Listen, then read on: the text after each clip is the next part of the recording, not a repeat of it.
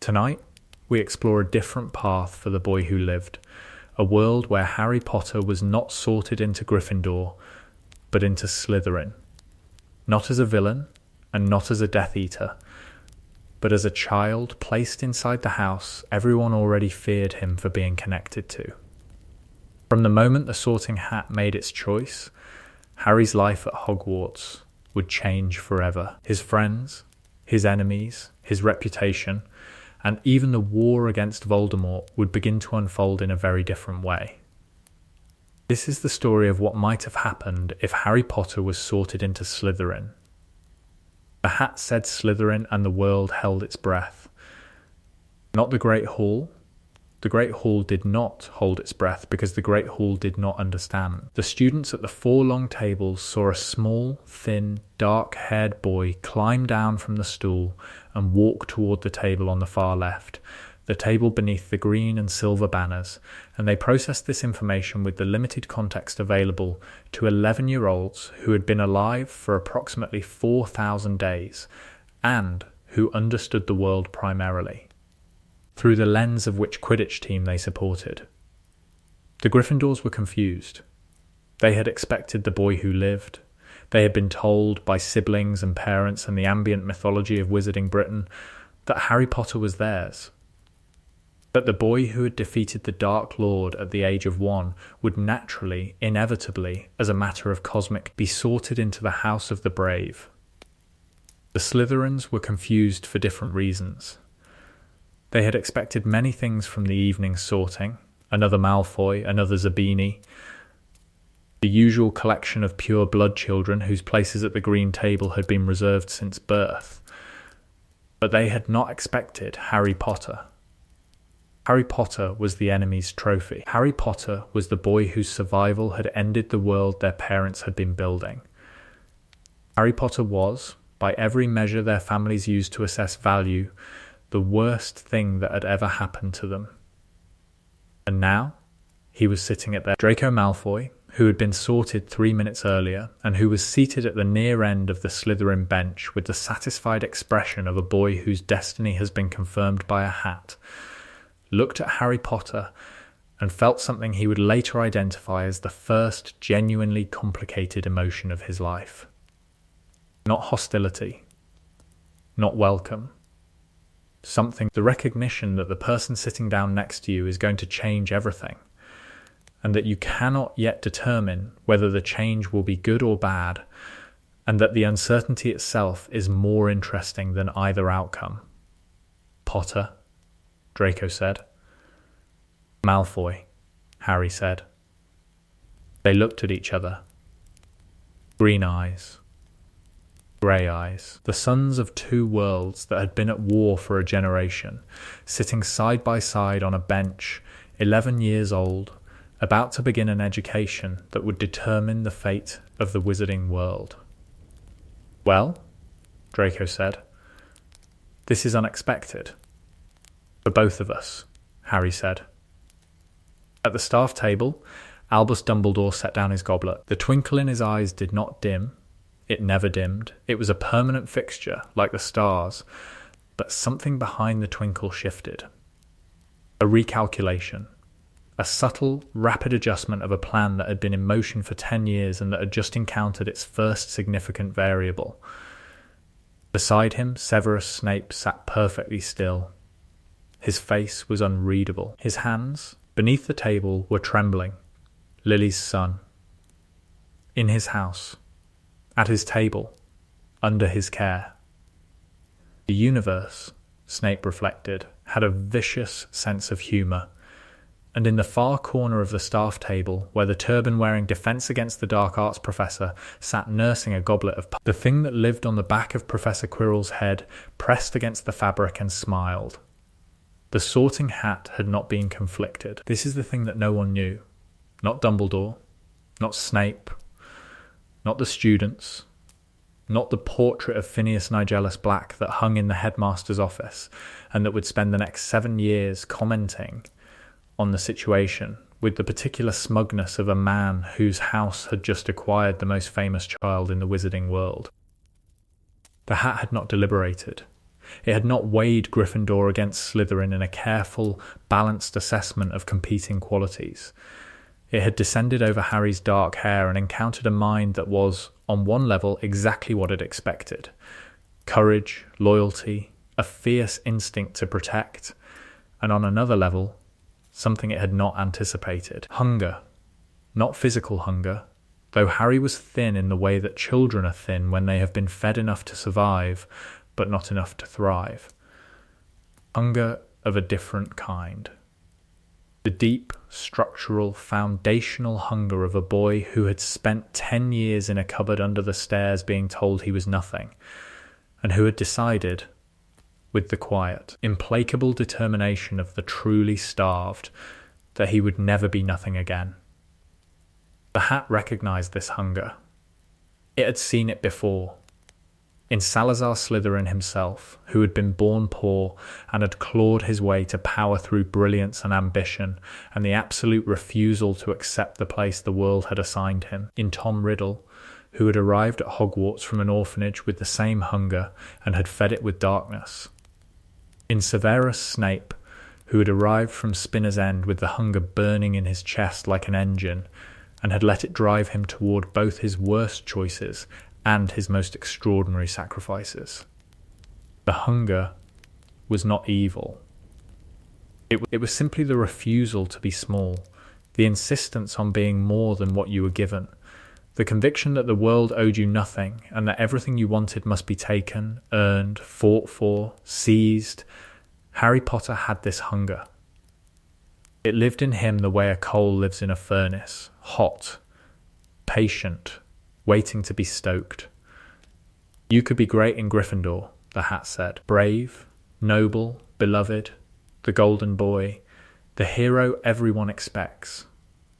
I don't want to be what everyone expects, Harry said. Then what do you want? I want to be ready. For whatever is coming, I want to understand how the world works, not the version they put in books. The version where power matters and knowledge matters and the people who survive are the ones who see the board clearly. That is a very Slytherin answer. Is that bad? That depends on what you do with it. The Hat made its decision. Not because Harry lacked courage, he had courage in abundance. The Hat could see it burning alongside the hunger like a twin flame, but because the courage alone would not be enough. The thing that was coming, the thing that the Hat could sense in the scar on Harry's forehead, in the fragment of darkness lodged beneath the lightning bolt, required more than bravery. It required cunning, strategy, the ability to move through a world of shadows without being consumed by them. Harry Potter needed to learn to think like a Slytherin, because the enemy he would face was the greatest Slytherin who had ever lived. Slytherin. The first night in the Slytherin dormitory was an education. The common room was underwater. This was the first thing Harry noticed. The greenish light that filtered through the windows came from the black lake, and occasionally a shadow would pass across the glass, something large and dark and alive, and the light would dim and then return, and the effect was like being inside a living thing, breathing and pulsing and never quite still. The room itself was elegant in a way that Harry, who had spent 10 years in a cupboard, did not have the vocabulary to describe. Dark wood panelling, green leather furniture, a fireplace with a carved serpent mantle, bookcases that lined the walls and contained texts that were, Harry would discover, considerably more advanced than anything in the Gryffindor common room. The other first-year boys were Draco Malfoy, who had already claimed the bed nearest the window with the territorial efficiency of a boy who had been raised to believe that the best position in any room was his by right.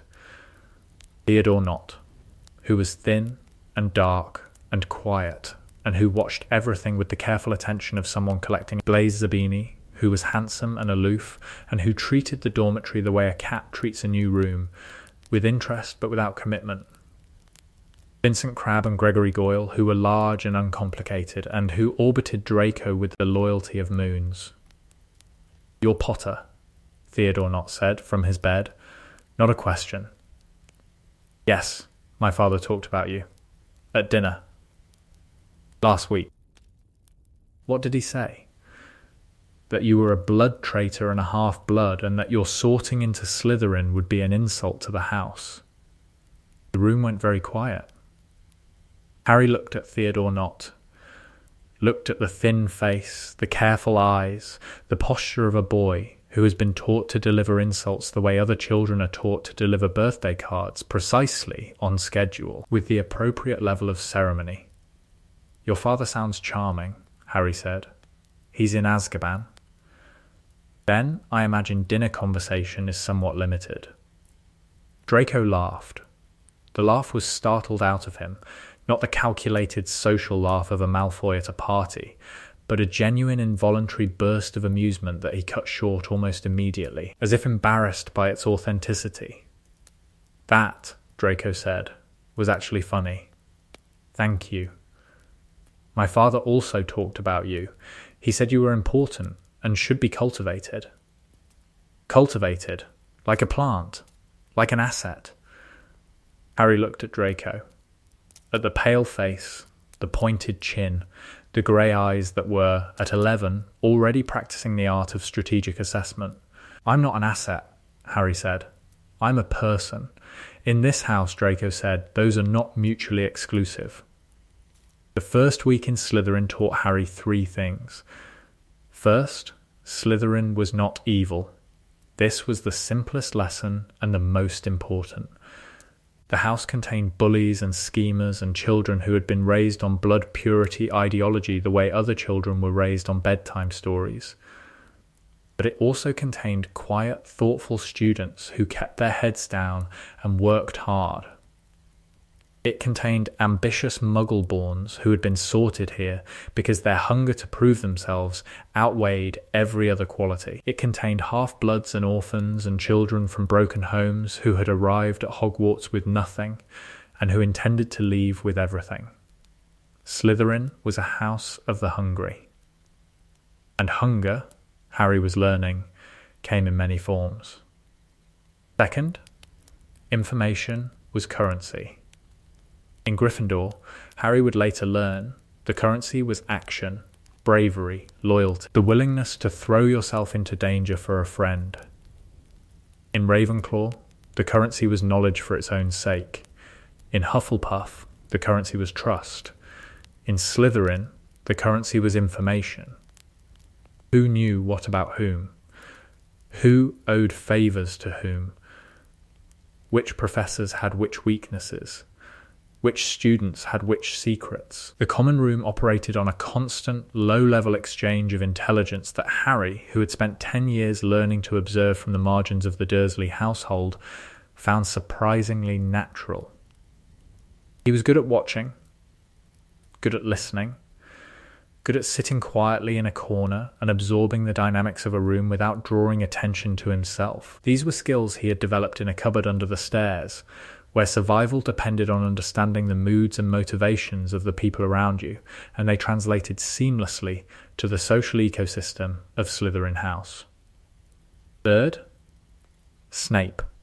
Professor Snape was the head of Slytherin House, and his relationship with the house was unlike anything Harry had expected. In public, in the corridors, in the classroom, in the Great Hall, Snape was the Snape that everyone knew. Cold, cutting, impartial in the particular way that was actually deeply partial, favouring Slytherin with points and punishment in a pattern so consistent that it had become background noise. But in the after-hours meetings that Snape held with first years during their first week, the man was different. Not warm, Snape was constitutionally incapable of warmth, but present. Engaged. Focused on the students in front of him with an attention that was, in its intensity, a form of care. You are in Slytherin, Snape told the first years, in the common room on the second night. He stood before the fireplace with his arms folded and his face in shadow and his voice pitched at the particular frequency that carried authority without volume. This means the world will assume certain things about you. That you are cruel. That you are selfish. That you are, in some fundamental way, dark. He paused. Let the words settle. These assumptions are prejudice. They are also, in many cases, earned, not by you but by those who came before you. Former students of this house chose darkness. They served a dark lord. They committed atrocities. And the stain of their choices has been applied to everyone who has been sorted into this house since. That's not fair, said a girl in the front row. Daphne Greengrass. Blonde, composed, already wearing the expression of someone who has spent her life being prejudged and has decided that the appropriate response is cold-eyed excellence. No, Snape said. It is not fair. Fairness is a concept that children believe in. You are Slytherins. You will learn to operate in a world that is not fair, that has never been fair, and that will not become fair simply because you wish it to be. You will learn to succeed within the system as it exists, not as you would like it to be. He looked at Harry. Directly, those black eyes, flat and unreadable, holding Harry's green eyes with an intensity that felt like being examined under a microscope. You will also learn that the greatest Slytherin quality is not ambition. It is adaptability. The ability to read a situation, understand the forces at work, and position yourself to survive. Ambition without adaptability is just stubbornness. And stubbornness, in this world, gets you killed. Harry held the gaze, did not look away, and something passed between them. Not warmth, not affection, but recognition. The recognition of one survivor by another. The friendship with Draco Malfoy began as a negotiation and evolved into something neither of them expected. Draco approached Harry on the third day, in the common room, mid-afternoon, with the deliberate casualness of a boy who has rehearsed this conversation in his head 17 times and is attempting to make it look spontaneous. Potter? Malfoy? I want to discuss an arrangement. An arrangement. A mutually beneficial alliance.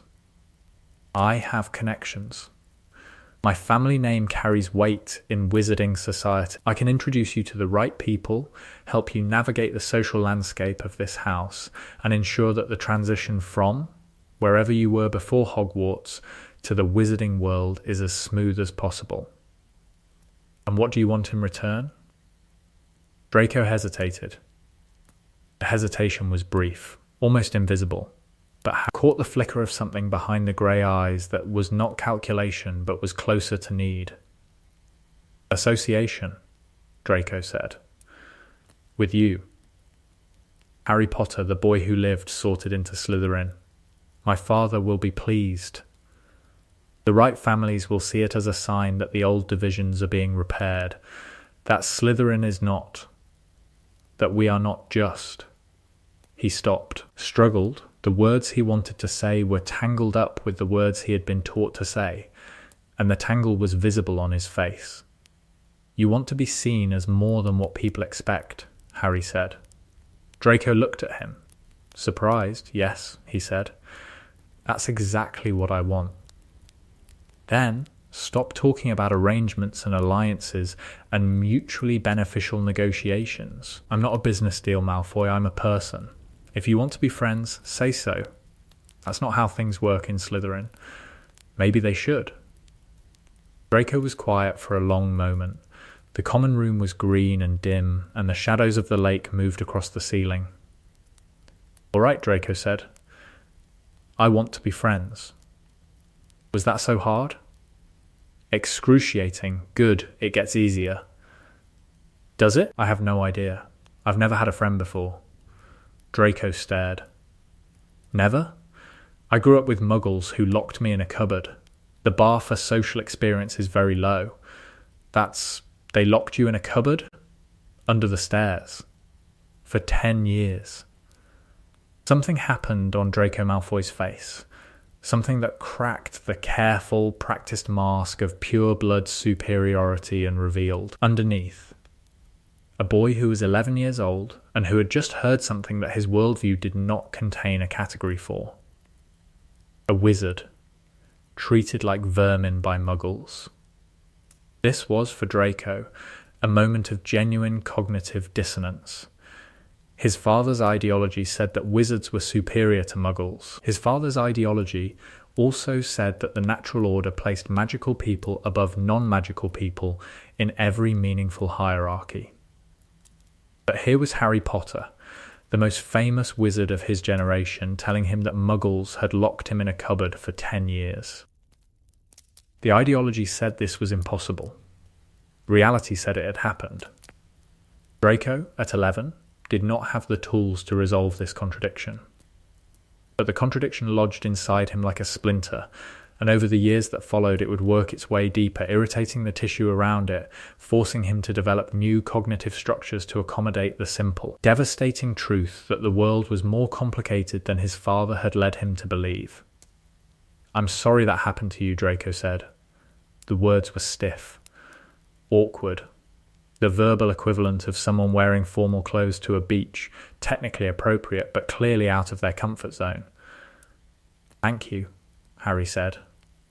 That's a start. Ron Weasley was the problem Harry had not anticipated.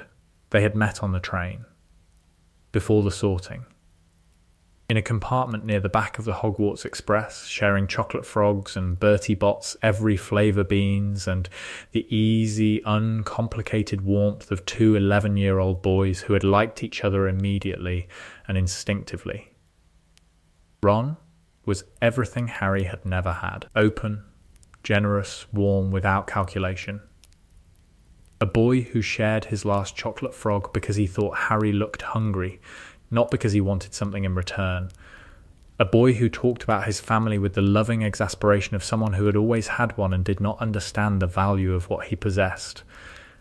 They were going to be best friends. Harry had known it on the train, had felt the certainty of it, the click of two people fitting together. And then the hat said Slytherin, and Ron's face had changed.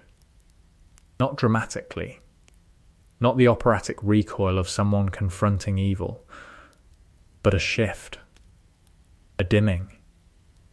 The particular expression of a boy who has been told his entire life that Slytherin is bad, that Slytherins are the enemy, that the House of the Snake is the house of the Dark Lord, and who is now watching the boy he was going to be best friends with walk to the wrong table. Harry saw it, felt it, the first loss of his Hogwarts career, before the first class had even begun. He found Ron the next morning, in the corridor outside the Great Hall, before breakfast. Ron looked at him. The expression was guarded, uncertain, the expression of someone recalculating. "Hey," Ron said. "I'm still me. I know. Do you?" "Yeah, Slytherin, mate. My whole family is Gryffindor. My brothers, my mum and dad. Everyone. And Slytherin is a house, with students in it. Some of them are gits. Some of them are decent. Same as Gryffindor. It's not the same. Why not? Because you know who was in Slytherin. Because the Death Eaters were in Slytherin. Because my parents fought a war against people from that house, and my parents died in that war, fighting the same people. And the hat still put me there." Ron was quiet. His freckled face was doing the thing it did when Ron was thinking hard, the furrowed brow, the compressed lips, the visible effort of a boy who processed the world through emotion rather than analysis, and who was now being asked to set aside emotion and consider evidence. "You're still Harry," Ron said. "I'm still Harry. And we're still, on the train, we're still friends. If you want to be. Slytherins don't have Gryffindor friends, then we'll be the first." Ron looked at him, looked at the green trim on Harry's robes, at the silver serpent on his tie. "All right," Ron said, "but if Malfoy calls my family blood traitors one more time, I'm hexing him." "Fair enough." "And you're sitting with me at the Quidditch match. Deal, and you're coming to the Burrow for Christmas." "What's the Burrow?" "My house. It's brilliant. Mum'll feed you until you can't move." "That sounds like the best thing I've ever heard." Ron grinned. The grin broke through the uncertainty like sunlight through clouds, sudden, warm, transformative, the grin of a boy who had decided that friendship was more important than houses, and that anyone who disagreed could get hexed. Bloody hell, Ron said. A Slytherin coming to the burrow. Fred and George are going to have a field day. I can handle Fred and George. No one can handle Fred and George. That's their whole thing. They walked into the Great Hall together. The Gryffindor table watched. The Slytherin table watched. The staff table watched. And Harry sat at the Slytherin table and Ron sat at the Gryffindor table, and they were 40 feet apart, and the distance between them was the distance between two houses and two histories and two sets of expectations, and it did not matter. Because the friendship had been made on a train before the sorting, and what is made before the sorting cannot be Hermione Granger was sorted into Gryffindor and took approximately 72 hours to decide that the sorting was an archaic, divisive, pedagogically unsound tradition that should have been abolished centuries ago. She told Harry this in the library on Saturday afternoon of the first week, where they had both arrived in Harry because the Slytherin common room was becoming claustrophobic, and Hermione because Hermione lived in the library the way fish lived in water. The entire concept of sorting 11-year-olds into ideological factions based on personality traits is absurd, Hermione said without preamble, sitting down at Harry's table with a stack of books so large that they constituted a structural risk to the furniture. Personality traits are not fixed at 11. The brain continues developing until age 25. Sorting children into houses based on their dominant characteristics at 11 is like sorting plants by the colour of their leaves in March and expecting the categorization to hold through October. Hello, Hermione. Hello. You're in the wrong house. The Hat disagrees. The Hat is a sentient piece of medieval millinery that has been making unilateral decisions about children's lives for 1,000 years without oversight or accountability. The Hat is not an authority on human development. The Hat has been doing this for 1,000 years. It probably knows what it's doing. 1,000 years of tradition is not evidence of correctness. It's evidence of inertia. Harry looked at this girl, at the bushy brown hair and the brown eyes and the stack of books and the ferocious, uncompromising intelligence that radiated from her like heat from a furnace. I like you, Harry said. Most people find me insufferable. Most people are wrong about most things.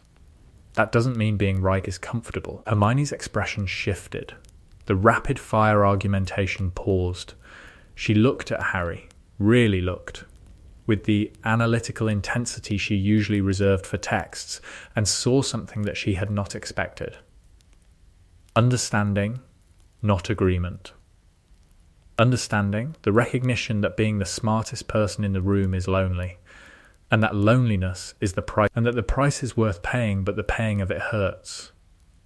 You're not what I expected, Hermione said.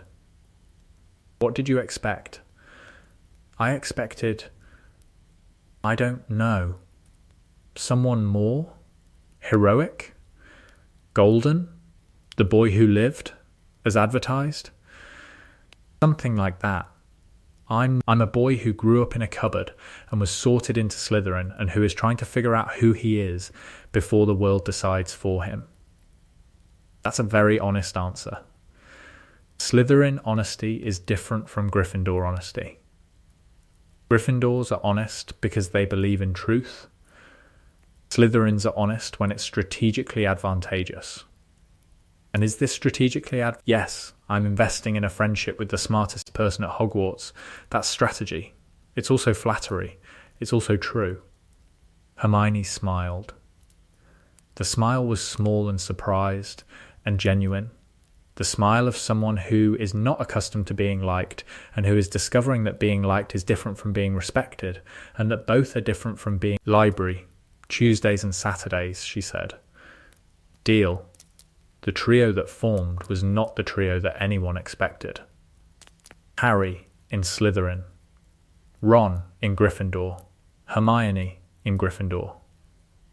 3 people in 2 houses, connected by a friendship that defied the sorting and infuriated the purists and confused everyone who believed that house loyalty was a substitute for human connection. They met in the library, in the corridors between classes, at the Quidditch pitch, where Ron's enthusiasm for the cannons was so infectious that even Draco, who had been raised to support Puddlemere United, found himself arguing about keeper stats.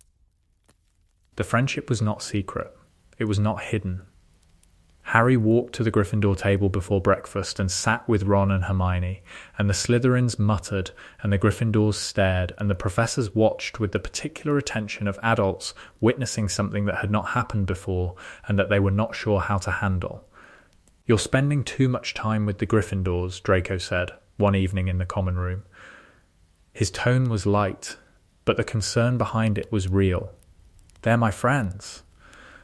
They're in a different house. They're still my friends." The older students are talking.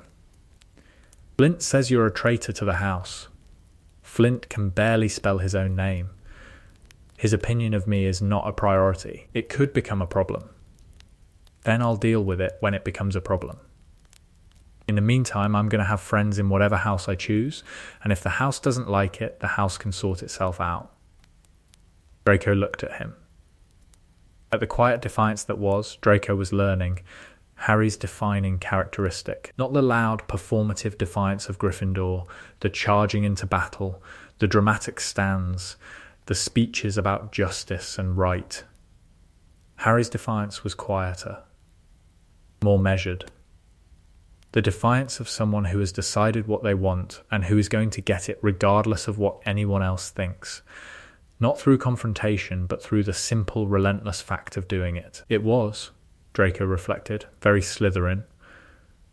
"Fine," Draco said. "But if you're going to be friends with Weasley, at least teach him not to eat with his mouth open. I've tried. It's a lost cause. Everything about the Weasleys is a lost cause." "Be careful, Draco. What?" "The Weasleys are my friends. Insult them again and we'll have a problem." Draco went quiet. The warning was delivered without heat, without aggression, without the posturing that Draco associated with confrontation. It was simply a statement of fact, a boundary clearly marked. "Understood," Draco said. Good. This was how Harry operated in Slytherin. Not through dominance, not through fear, through clarity, the absolute, unambiguous communication of where he stood and what he would and would not accept. It was, the other Slytherins would come to realize, more effective than intimidation. Because intimidation required constant maintenance and clarity required only consistency. Harry was consistent. In everything. Always, the Philosopher's Stone incident unfolded differently when the boy involved was a Slytherin. Harry knew about the stone because he was observant and because observation was the primary survival skill of Slytherin House.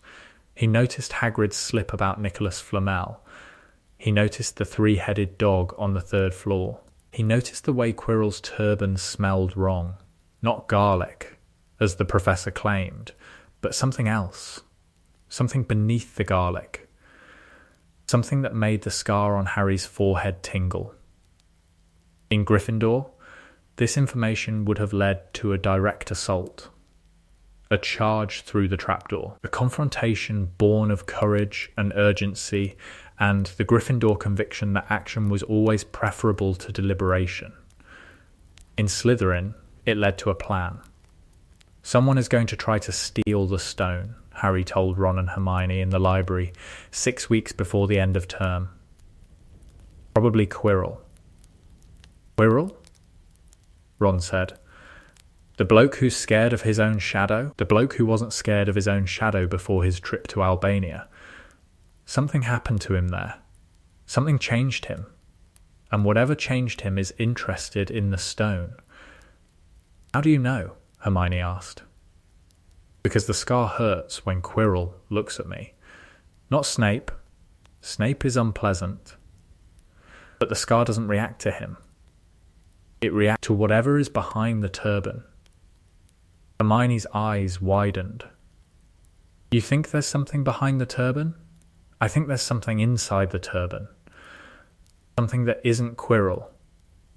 That's terrifying. That's information.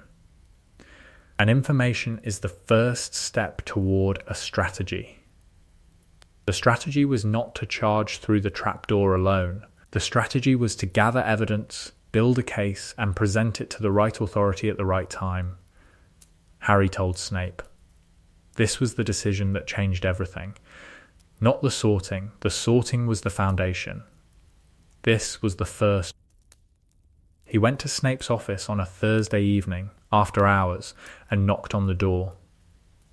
Snape opened it with the expression of a man who has been interrupted during the 1 hour of the day he reserves for solitude, and who is prepared to deduct points from the interrupter's house before learning their identity.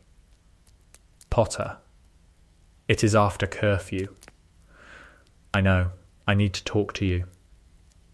About the fact that Professor Quirrell has something living on the back of his head, and that something is very interested in the object being guarded on the 3rd floor. Snape's expression did not change, but his body did. A subtle shift in posture, a straightening of the spine, the physical response of a man whose carefully maintained composure has just been tested by information that he was not expecting a first year to possess. Come in, Snape said. Harry entered the office, sat in the chair that Snape indicated, and told him everything. The scar, the pain, the connection to Quirrell, the behaviour patterns he had observed, the research he had done. Snape listened, did not interrupt, did not dismiss. When Harry finished, Snape was quiet for a long time.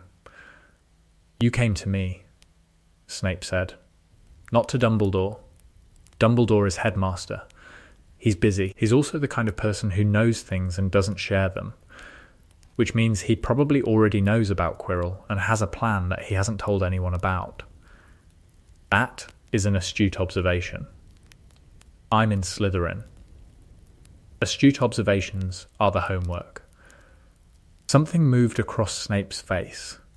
Not a smile. Snape's facial muscles were not configured for smiling, but an adjustment. A softening of the hard edges. You came to your head of house, Snape said. That is the correct procedure. It's also the smart move. You're the best position to act.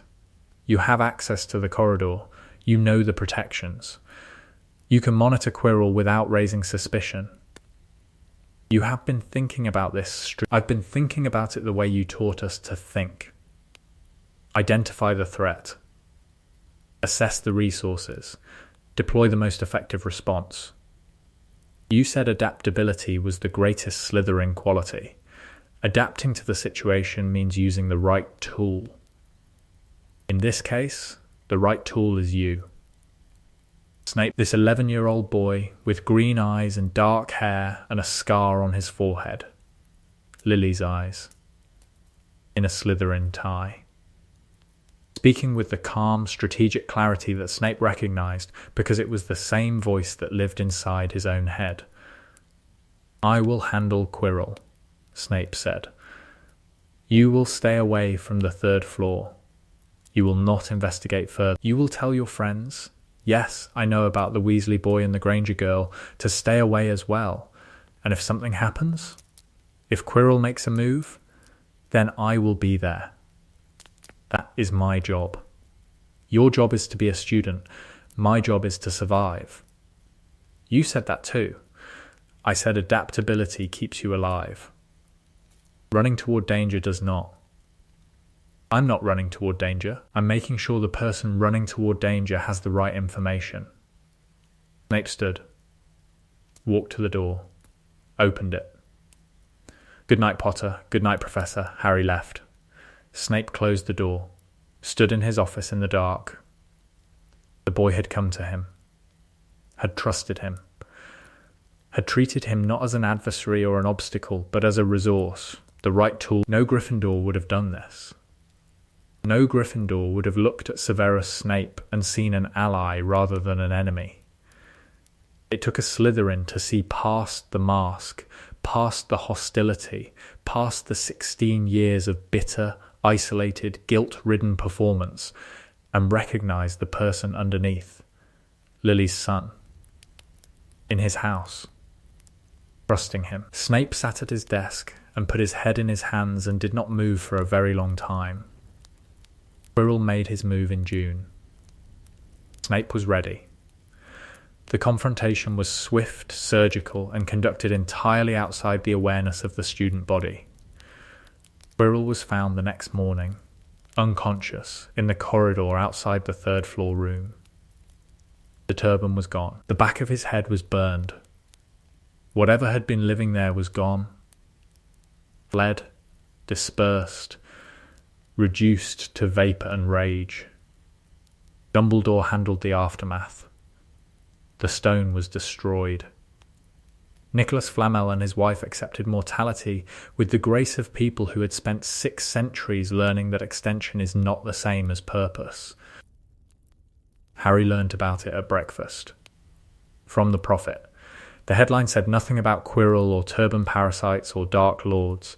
It said Hogwarts professor suffers mysterious collapse and attributed the incident to a potions-related accident. Harry read the headline. Looked at the staff table, caught Snape's eye. Snape gave the barest, most imperceptible nod. Harry nodded back, and ate his breakfast, and felt for the first time in his life the particular satisfaction of a plan well executed. The years at Hogwarts accumulated, each one a new challenge, a new threat, a new test of the alliances Harry had built and the person he was becoming. Second year brought the Chamber of Secrets, and with it, the most dangerous accusation Harry would face until the war itself, a Slytherin who spoke Parseltongue. The whispers started immediately. Of course they did. The wizarding world loved its narratives, and the narrative of a dark magic-wielding Slytherin opening the chamber and unleashing a monster on Muggleborns was irresistible in its simplicity and devastating in its implications. The dueling club incident happened in November. A conjured snake, Harry, speaking to it instinctively, the words coming out as hisses that sounded, to everyone else, like the language of Dark Lords. The great hall went silent. "He's the heir," someone whispered. "Potter's the heir of Slytherin." The accusation spread through the school like fiend fire. Within a day, Harry was being avoided in the corridors. Within a week, students were crossing to the other side of the hallway when they saw him coming. Within 2 weeks, the Slytherin common room itself had become a divided space, those who stood with Harry and those who watched him with the speculative, calculating attention of people who were reassessing an investment.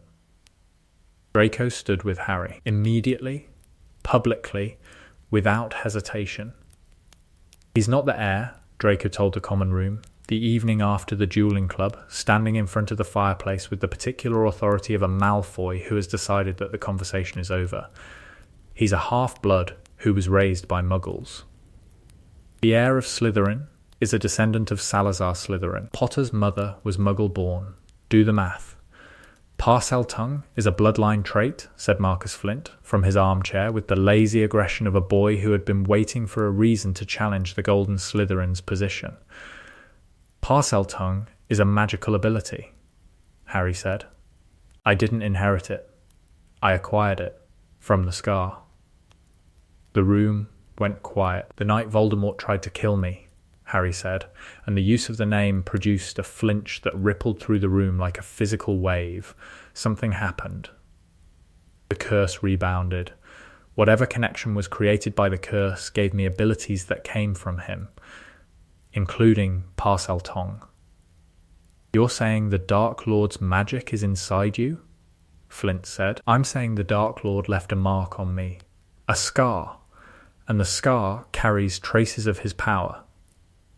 That doesn't make me his heir, it makes me his survivor. That's a convenient story. It's the truth. And I'm going to prove it. Because whoever is opening the chamber is the actual threat, and while you're all busy pointing fingers at me, students are being petrified, and the real attacker is walking free. He proved it.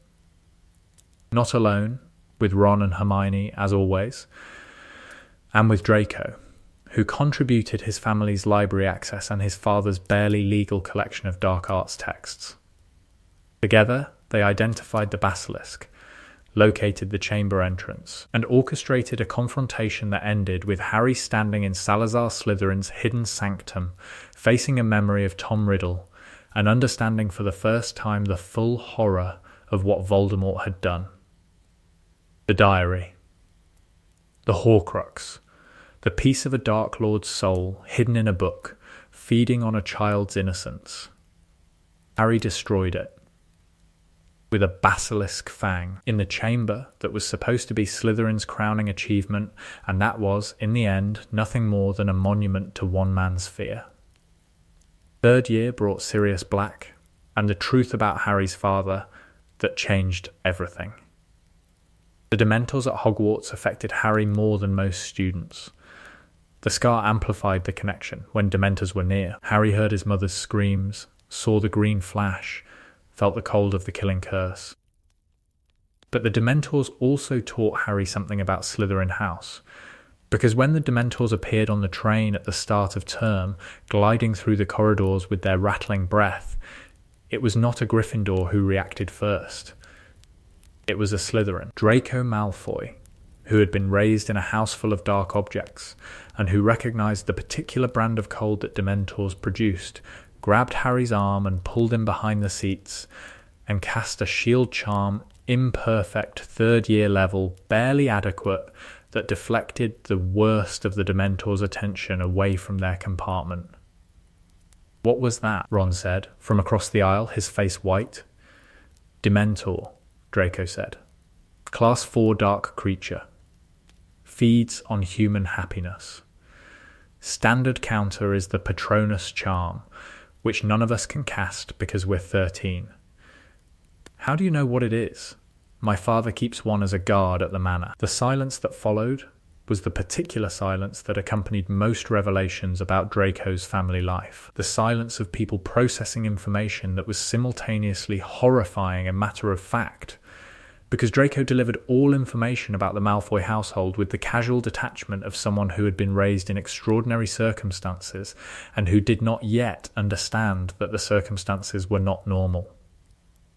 "Your father keeps a Dementor," Ron said. "As a guard. It's regulated by the Ministry. Technically I don't even know what that is. It's Malfoy Manor. Everything is technically regulated and practically terrifying. You get used to it. I would not get used to it. You'd be surprised. Humans adapt to anything. That's what makes us dangerous. This exchange, this small, ordinary, unremarkable conversation between a Weasley and a Malfoy about Dementors and adaptation was the kind of moment that defined the cross-house friendship that Harry had built. Not dramatic, not heroic, just people talking to each other. Just the small, incremental, revolutionary act of treating someone from the other side of the divide as a person rather than a category. Ron and Draco were never friends, exactly. They were too different for that. Too separated by class and background and temperament. Ron was warm where Draco was cool. Ron was impulsive where Draco was calculated. Ron wore his heart on his sleeve. Draco kept his in a vault. But they were allies. Bound by their shared commitment to Harry, by the trust they had both placed in the boy who sat between them, literally and figuratively, at every meal, in every class, in every conversation that bridged the gap between red and green. "Your Slytherin friend is less awful than I expected," Ron told Harry, on a Saturday afternoon in Hogsmeade, third year, drinking butterbeer at the Three Broomsticks. "He's not awful at all. He's a bit awful. He's working on it. He called my robes aggressively proletarian last week. That's quite funny." "It is not funny. It's a little funny. You're supposed to be on my side. I'm on both sides. That's the whole point." Ron grumbled, drank his butterbeer, and did not leave. because Ron Weasley did not leave, and the friendship with Harry was worth the occasional interaction with a Malfoy who used words like proletarian to describe knitwear.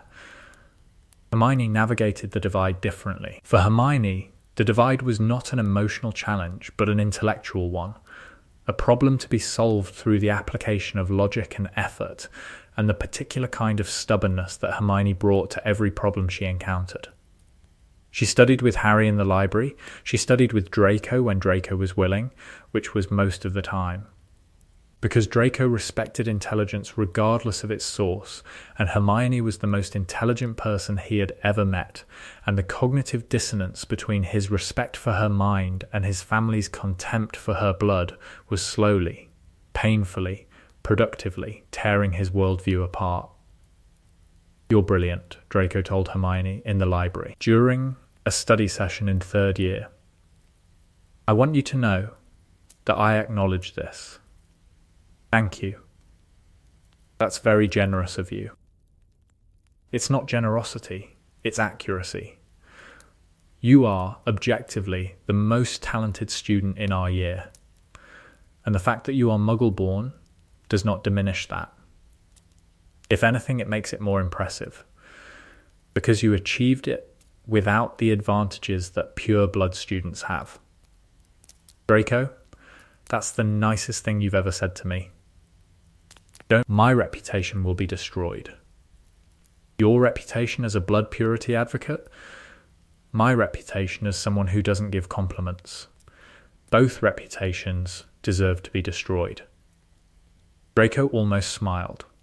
Almost. The muscles twitched in the right direction, but were overridden by years of Malfoy training that classified smiling as a tactical error. These moments, the conversations, the study sessions, the slow, incremental building of bridges across the house divide, were Harry's greatest achievement at Hogwarts. Greater than killing the basilisk. Greater than winning the tournament. Greater than defeating Voldemort. Because Harry understood, in a way that most people did not, that the war was not really Voldemort was a symptom. The disease was division. A systematic, institutional, deeply embedded conviction that people could be sorted into categories and that the categories determined value. The houses were the disease in miniature. 4 boxes. 4 labels. 4 identities assigned at 11 and carried for a lifetime. The hat sorted you and the school defined you and the world expected you to stay in your box. Harry refused. Had refused since the first day. Had walked to the Slytherin table and then walked to the Gryffindor table for breakfast. And had refused, consistently, persistently, for 7 years, to accept that the walk between the two was anything other. The walk was revolutionary. But it felt ordinary. And that was the point. The revolution happened not through grand gestures, but through small ones. Through a Slytherin asking a Gryffindor to a dance. Through a Malfoy eating dinner at a Weasley table. Through a Muggle-born and a pure blood studying together in a library. Through people choosing each other across the lines that were supposed to keep them apart.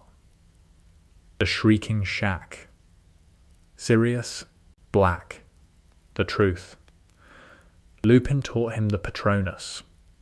In secret sessions that were technically unauthorized and that Snape tolerated with the particular gritted teeth restraint of a man who disagreed with the method but approved of the result. "Think of your happiest memory," Lupin said. Harry closed his eyes, reached for the memory. Not the Dursleys, nothing happy there, not even Hogwarts at first, because the happiness of Hogwarts was complicated by danger and prejudice, and the constant low-level threat that defined Harry's existence. He thought about the train, the first day. Ron offering chocolate frogs, Hermione, sitting down uninvited, demanding to know everything. Draco, in the common room, stiff and awkward, saying "I want to be friends" as if the words cost him something. The connections. The people who had chosen him, not because he was the boy who lived, Not because he was useful or famous or powerful, because they liked him, because the person he was, the quiet, observant, strategically minded boy who had grown up in a cupboard, was someone they wanted to know. Expecto Patronum. The stag materialized, silver, luminous, enormous. It cantered through Lupin's office and turned and looked at Harry with eyes that seemed to know him. "That's Prongs," Lupin whispered. "That's your father's form." "My father was an animagus?" "Your father was many things, and I think it's time I told you about all of them." Lupin told him. About the Marauders. About James and Sirius and Peter and the map and the wolf and the years of friendship that had been, for all their flaws, genuine. He told him about Snape, about the bullying, the rivalry, the cruelty that James and Sirius had inflicted on a boy who had done nothing to deserve it except exist in the same school. "Your father was not perfect," Lupin said. "He was brave and loyal, and he died protecting you and your mother.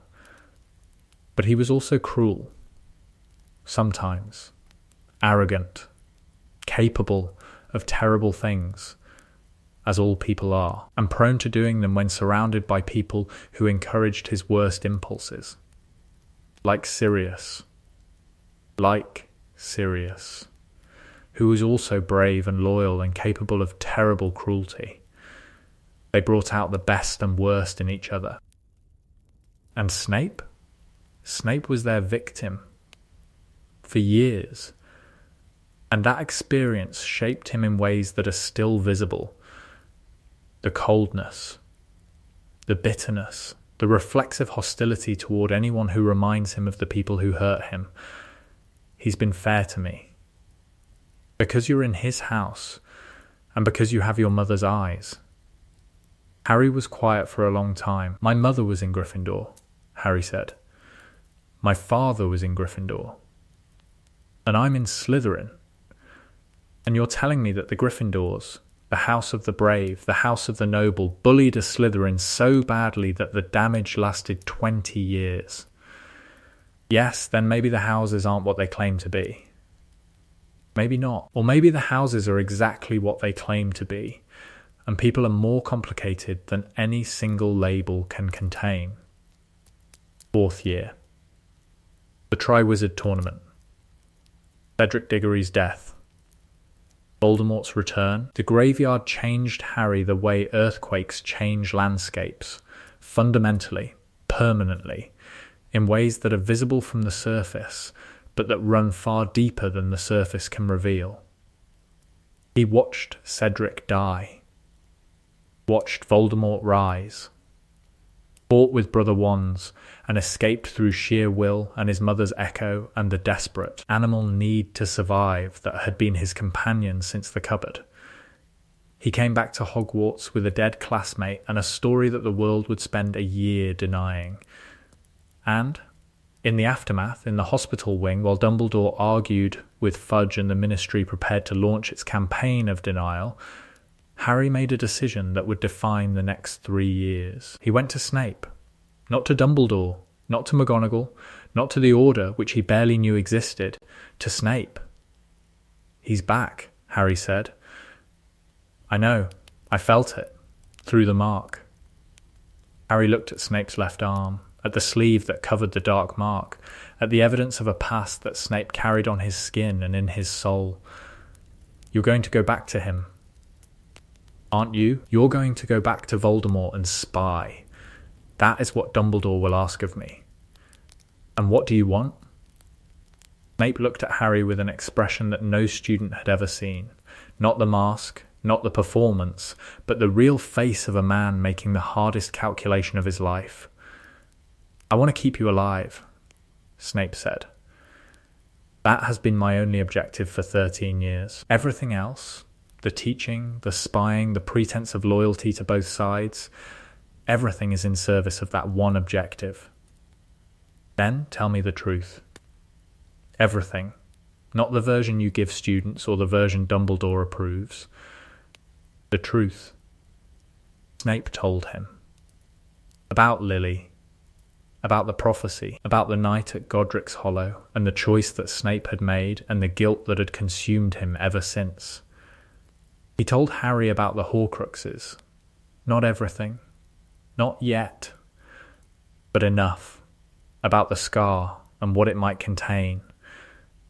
About the connection, and what it might mean. He told Harry the truth, because Harry was a Slytherin, and Slytherins understood that truth was a weapon, and that the best weapons were the ones you chose to share with the people you trusted. "I will protect you," Snape said. "Whatever it costs." "I know," Harry said. "I've known since first year. When I came to you about Quirrell and you didn't dismiss me, most professors would have dismissed an 11-year-old's theory about a parasitic Dark Lord. You're not most professors. You're the one who understood that the 11-year-old might be right." 5th year. Umbridge. The Dar. Harry organised the resistance from Slytherin.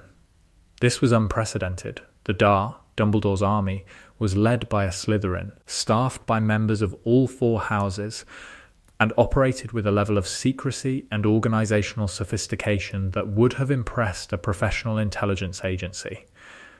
Because Harry ran it like a Slytherin. Compartmentalised information. Need-to-know basis. Secure communication through enchanted coins that Hermione designed. Meeting locations randomised. Membership vetted through personal connections rather than open recruitment. "You're running this like a spy network," Hermione said at the first organisational meeting. "I'm running this like a survival operation." Which is what it is. The Dar trained. Not just defensive spells, Harry taught tactics, awareness, the Slytherin art of reading a room and positioning yourself for advantage. He taught his mother's shield charm. He taught the Patronus.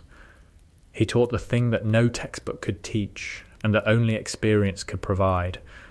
The willingness to act when action is, the clarity to choose the right moment, the discipline to wait when waiting is harder than fighting. Neville Longbottom was in the Dar. Luna Lovegood.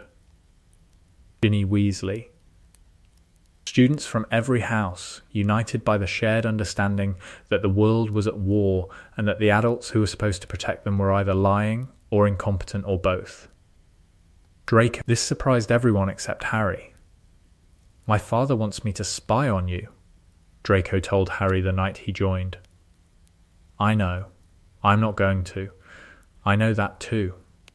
"How?" "Because you said I want to be friends in first year, and you meant it, and the person who meant it is still in there, underneath the pure blood programming and the family expectations and the fear." "Draco, I'm choosing," Draco said. "I want you to know that. I'm choosing you over my father, and I need you to understand what that costs. I understand." "No, you don't." "Not yet. But you will." 6th year. The Horcruxes. The Astronomy Tower. Draco was given the mission. Kill Dumbledore. Or die. Harry found out because he was a Slytherin, and Slytherins watched each other, and Draco's deterioration was visible to anyone who cared to look. The weight loss, the sleepless eyes, the trembling hands that he hid beneath his robes. "Tell me," Harry said, in the common room. Late at night. Just the 2 of them. Draco told him. Everything, the Dark Mark, the mission, the Vanishing Cabinet. The impossible, soul-destroying choice between killing the headmaster and watching his family die. Harry listened, did not interrupt, did not judge. "I'm going to Snape," Harry said. "Snape can't help.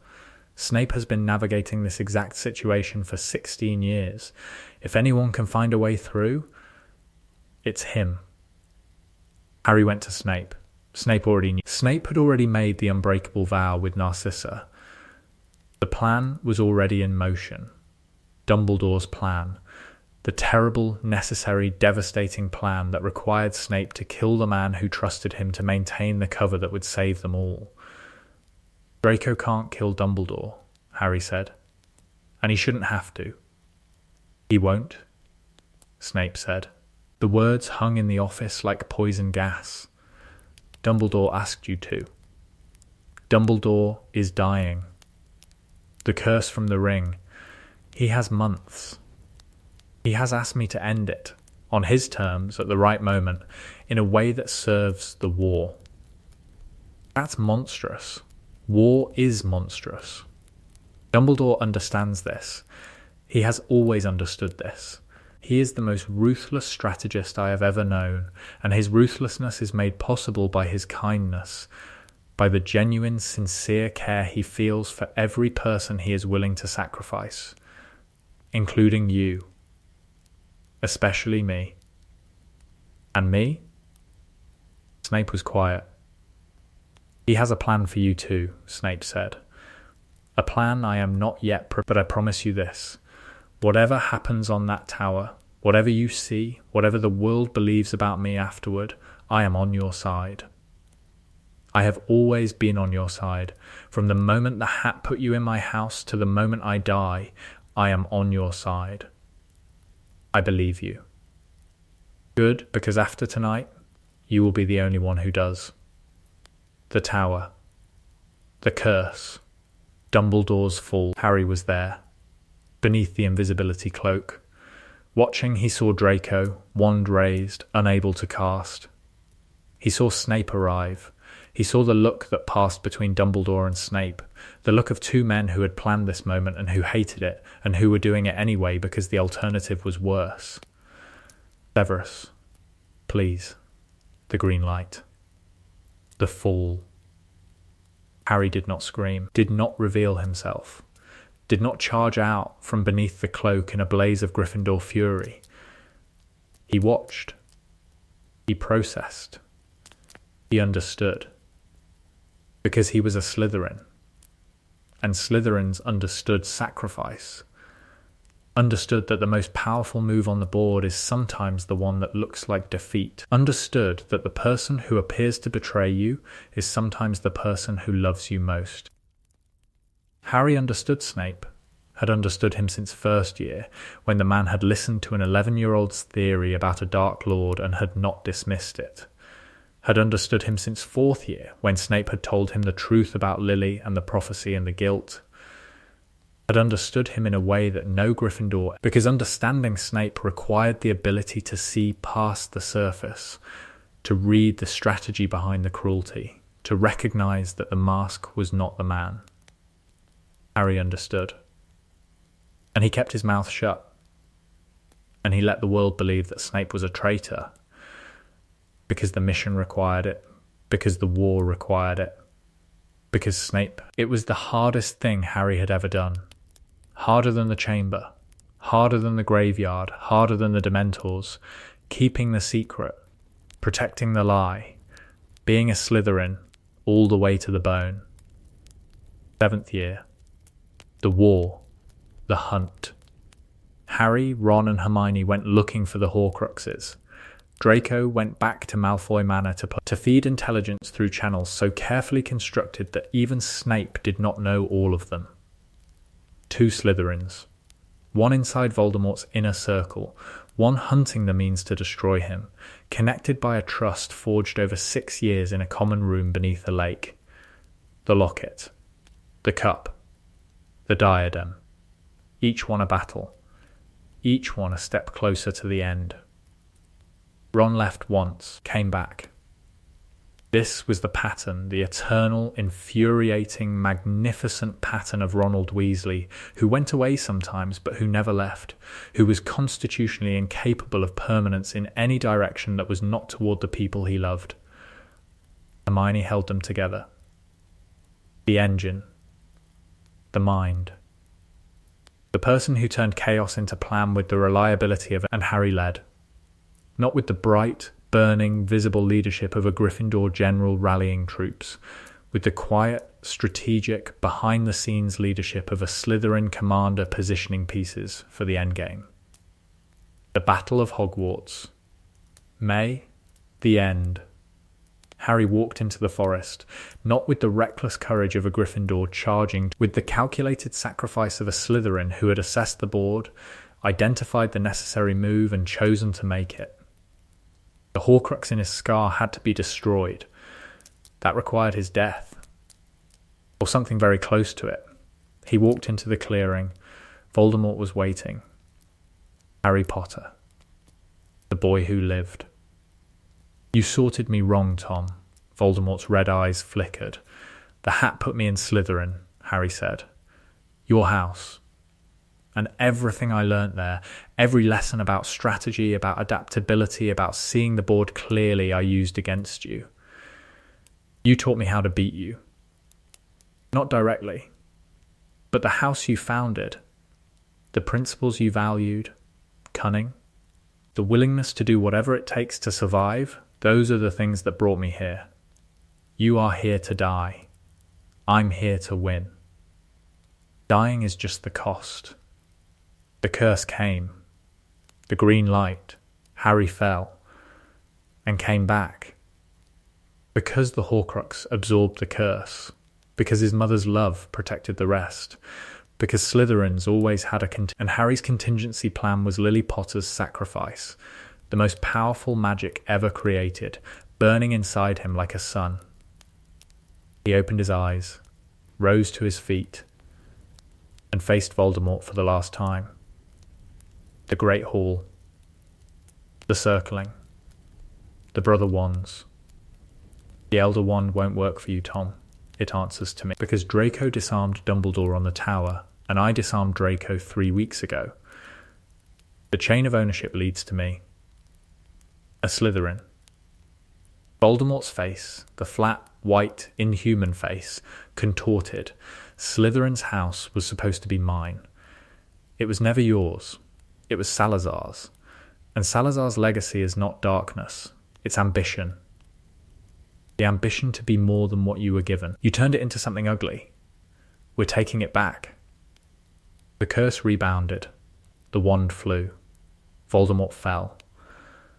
And Harry Potter, the boy who lived, the Slytherin, who had befriended a Gryffindor on a train and a Muggle born in a library and a Malfoy in a common room, stood in the Great Hall and watched the morning light come through the shattered windows.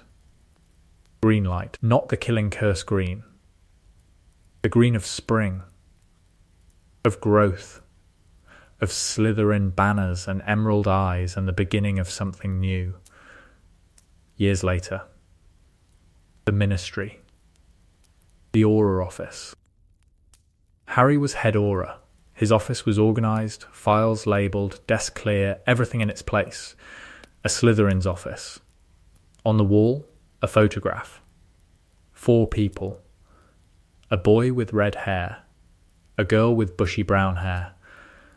A boy with blonde hair and pointed features. And a boy with a scar, standing in front of a castle wearing green. Ron visited on Tuesdays, they had lunch, argued about the canons, discussed cases.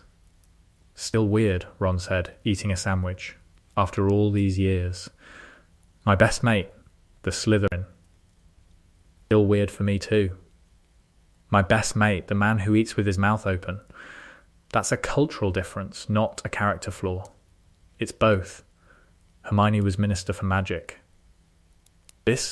She had restructured the house system at Hogwarts, not abolished it, which had been her original plan, but reformed it. Cross-house common rooms, joint classes, social events designed to build connections across the green, red, blue, yellow divide. The houses still exist, Hermione told the Wizengamot at the ceremony announcing the reforms. But they are no longer, they are starting points. Beginnings, not endings. A child sorted into Slytherin at 11 is not condemned to Slytherin at 30. A child sorted into Gryffindor is not excused from cunning. We are all of the houses. We always have been. Draco was at the ceremony, standing beside Harry, grey hair at his temples, his son Scorpius beside him, wearing a green tie. Scorpius got Slytherin, Draco said. Good house. It is now. It always was, Draco. It just needed better people. It needed you. It needed all of us. They stood in the atrium of the Ministry. 2 Slytherins. Two men who had been boys together in a room beneath a lake, learning to see the world clearly, learning that the labels the world gave you were not the ones. Your son, Harry said. And my son. Albus, they're in the same year. I know. Albus wrote to me. He said Scorpius is his best friend. Draco looked at Harry. Green eyes. Grey eyes. 20 years of history between them. The common room, the chamber, the war, the tower, the battle, the long, slow, imperfect process of rebuilding a world that had been torn apart by the very divisions they had spent their lives trying to bridge. History repeats, Draco said. No, Harry said. History rhymes. But the rhyme doesn't have to be the same. They shook hands. The Slytherin handshake, firm, brief, meaningful, the handshake of two men who had learned, in a house that the world called dark, that darkness is not a place, it is a choice. And they had chosen differently.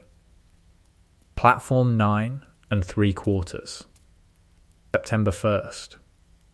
20 years later, Albus Severus Potter stood beside the Hogwarts Express with his trunk at his feet and his owl in its cage, and the particular expression of an 11-year-old boy who is about to have the most important day of his life.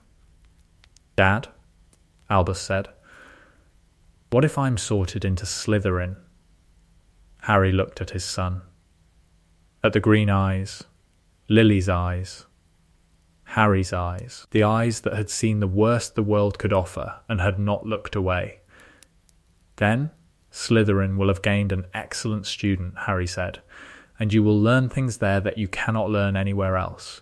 You will learn to see clearly, to think strategically, to adapt, to survive. But what if people think? People will think what they think.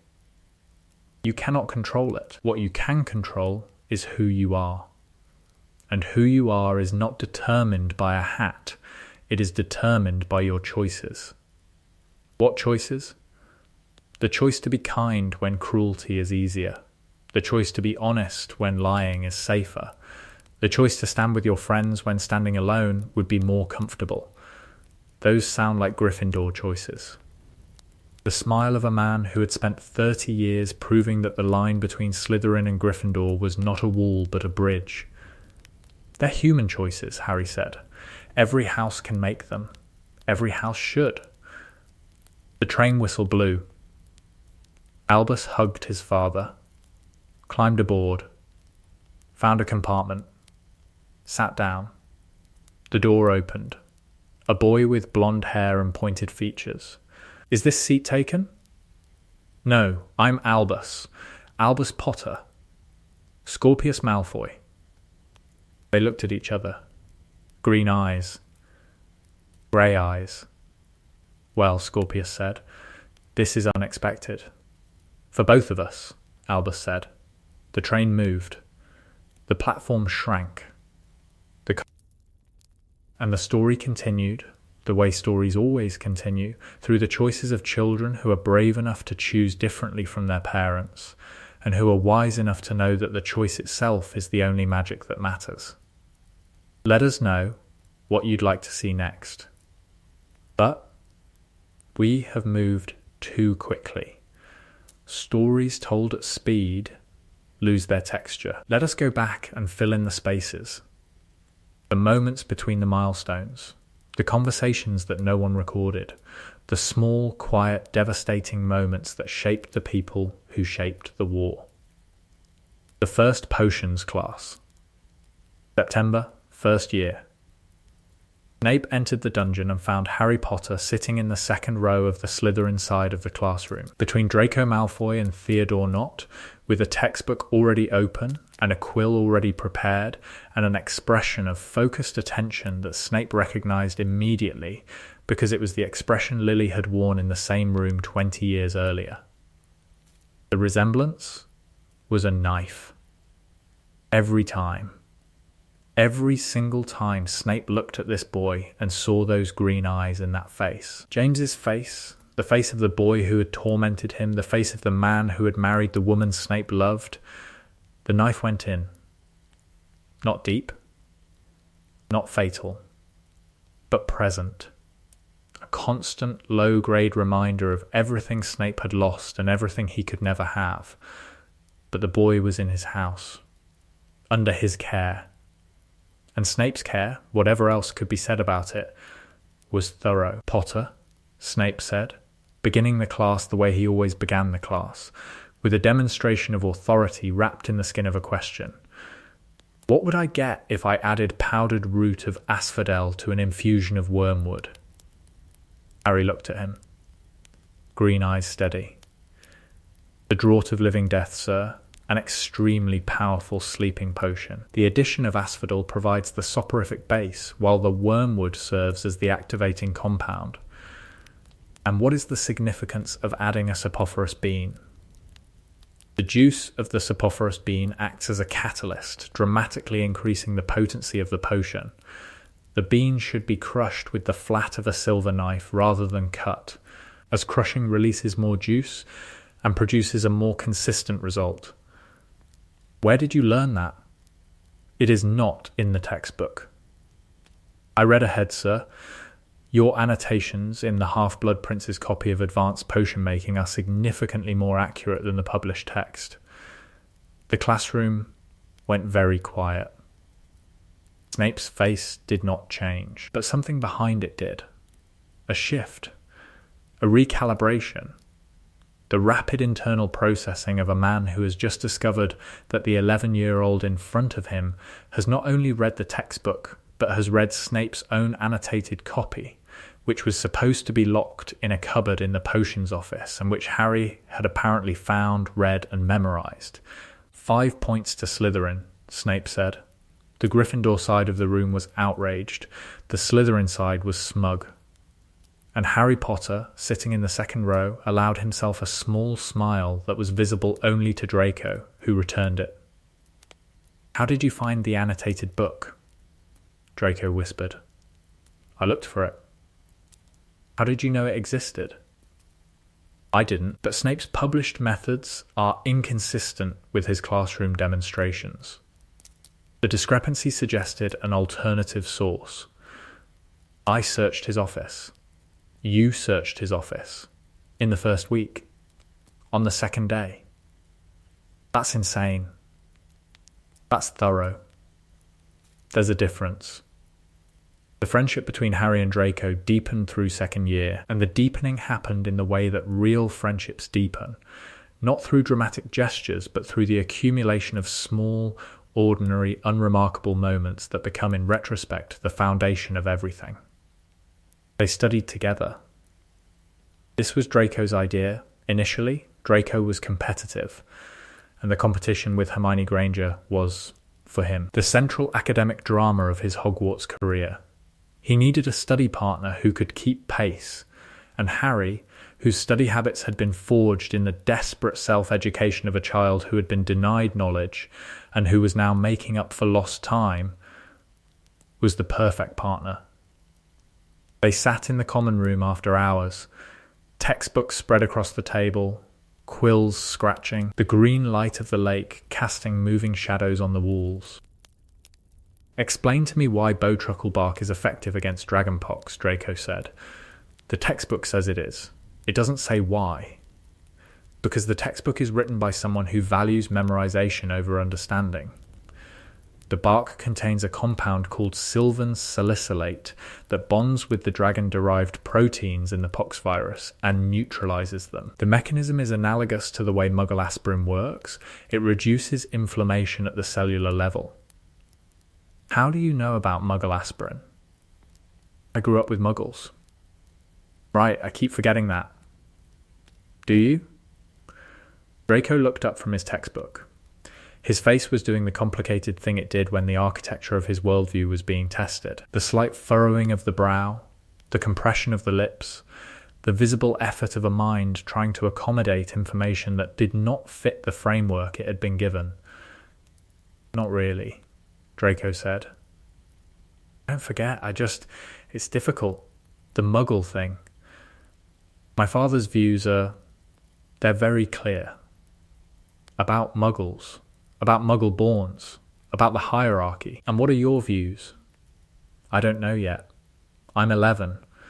I think I'm supposed to be forming my own opinions, but it's hard when the opinions I've been given are so detailed. Detailed is one word for it. What word would you use? Wrong. Draco flinched. Not dramatically. A small, involuntary tightening of the shoulders that Harry recognised because he had spent 10 years flinching at the Dursleys and knew what it looked like. I know it's wrong, Draco said quietly. I know Hermione is smarter than me, and she's Muggle-born, and that means the blood purity argument has problems. But knowing something is wrong and believing something different are not the same thing. Knowledge is fast, belief is slow. That's surprisingly self-aware. I'm a Slytherin. Self-awareness is in the job description. Harry looked at this boy. At the pale face, the grey eyes, the pointed chin. At the boy who had been raised on a diet of pure blood supremacy and who was, at 11, already beginning to choke on it. I'm not going to fix you, Harry said. I'm not a project. Neither are you. But I'm going to be honest with you. Always, even when the honesty is uncomfortable. And I expect you to be honest with me. That's a very Slytherin pact. It is. Honesty as a strategic resource. Honesty as trust. Trust as foundation. Foundation as power. Now you sound like my father. Your father would never say trust is power. Your father would say leverage is power. What's the difference? Leverage works until the other person finds a way around it. Trust works until you break it. One is temporary, the other is permanent. Draco considered this, and if the trust is broken, then you've lost something that cannot be replaced. That's why it's powerful. The irreplaceable things are always the most valuable. They went back to studying. The common room was quiet. The lake was dark, and two 11-year-old boys, one raised in a cupboard and one raised in a manor, were building something between them that was not a formal alliance and was not a strategic arrangement, but was the beginning of a trust that would be tested beyond anything either of them could imagine, and that would, in the end, hold. Hermione was attacked in second year, petrified by the basilisk's gaze reflected in a mirror she had been carrying for precisely this purpose, because Hermione Granger was the kind of person who carried a mirror into battle not for vanity, but for tactical advantage. Harry found out during dinner. The news travelled through the Great Hall like a shockwave. Hermione Granger, petrified, hospital wing, condition stable but unknown duration. He stood up from the Slytherin table. The entire table watched him. Where are you going? Draco asked. Hospital wing. That's on the other side of the castle. And it's dinner time. Hermione is petrified, I heard. She's a Gryffindor. She's my friend. Potter, Harry turned. Looked at Draco. The look was not hostile. It was not angry. It was the look of a person communicating a fundamental truth that is not subject to negotiation. She is my friend. He left. Walked through the castle, reached the hospital wing, found Ron already there, sitting beside Hermione's bed, his face white. She's got something in her hand, Ron said. Look. Harry looked. In Hermione's petrified hand, clenched with the determination that defined everything about her, was a piece of paper, torn from a library book. On the paper, in Hermione's handwriting, basilisk. Pipes. She figured it out, Harry said. Course she did. She's Hermione. They sat beside her bed. Two boys from different houses, united by their love for a girl who had been smarter than all of them and who had been attacked for it. We're going to find the thing that did this, Harry said. Yeah, Ron said. And we're going to destroy it. Yeah, and then Hermione is going to wake up and tell us everything we did wrong. Ron almost laughed. Yeah, she will. They left the hospital wing together, the Gryffindor and the Slytherin, walking side by side through the corridors of a castle that was supposed to divide them. and that had, instead, given them a common cause. The summer between second and third year was when Draco came to the Burrow. This requires context. No Malfoy had ever voluntarily entered a Weasley home. The social distance between the two families was measured not in miles but in generations. 100 years of pure blood politics, class warfare, and the particular kind of aristocratic disdain that the Malfoys had elevated to an art form. But Harry was going to the Burrow. Harry had been invited by Ron, had accepted immediately, and had informed Draco with the casual assumption that Draco would want to come. The Burrow, Draco said. The Weasley house. Yes, my father would disown me. Your father doesn't need to know. He always knows. Then let him know. What's he going to do? You're 12. He could make my life very unpleasant. Draco, your life is already unpleasant. You live in a house with a cursed diary collection and a peacock problem. How much worse can it get? Draco looked at Harry and made a calculation that was, in retrospect, one of the most important calculations of his life. The risk of his father's displeasure weighed against the possibility of something he had never experienced. A normal summer. With friends, in a house that was warm and chaotic and alive. Fine, Draco said. But if Mrs. Weasley tries to feed me seconds, I'm blaming you. She's going to try to feed you fourths. That's horrifying. It's love, Draco. It's what love looks like when it has a kitchen. The Burrow was everything the manor was not. It was small, crooked, held together by magic and stubbornness in roughly equal measure. The furniture didn't match. The dishes washed themselves with more enthusiasm than precision. The garden was full of gnomes, which Draco had never encountered because the manor's grounds were maintained by elves. Molly Weasley looked at Draco Malfoy standing in her kitchen. Pale, thin, clearly uncomfortable, holding a bag that contained more clothes than the Weasleys owned, and did the thing that Molly Weasley always did with children who arrived at her door looking lost. She fed him. More potatoes, dear? I've already had 2 servings, Mrs. Weasley.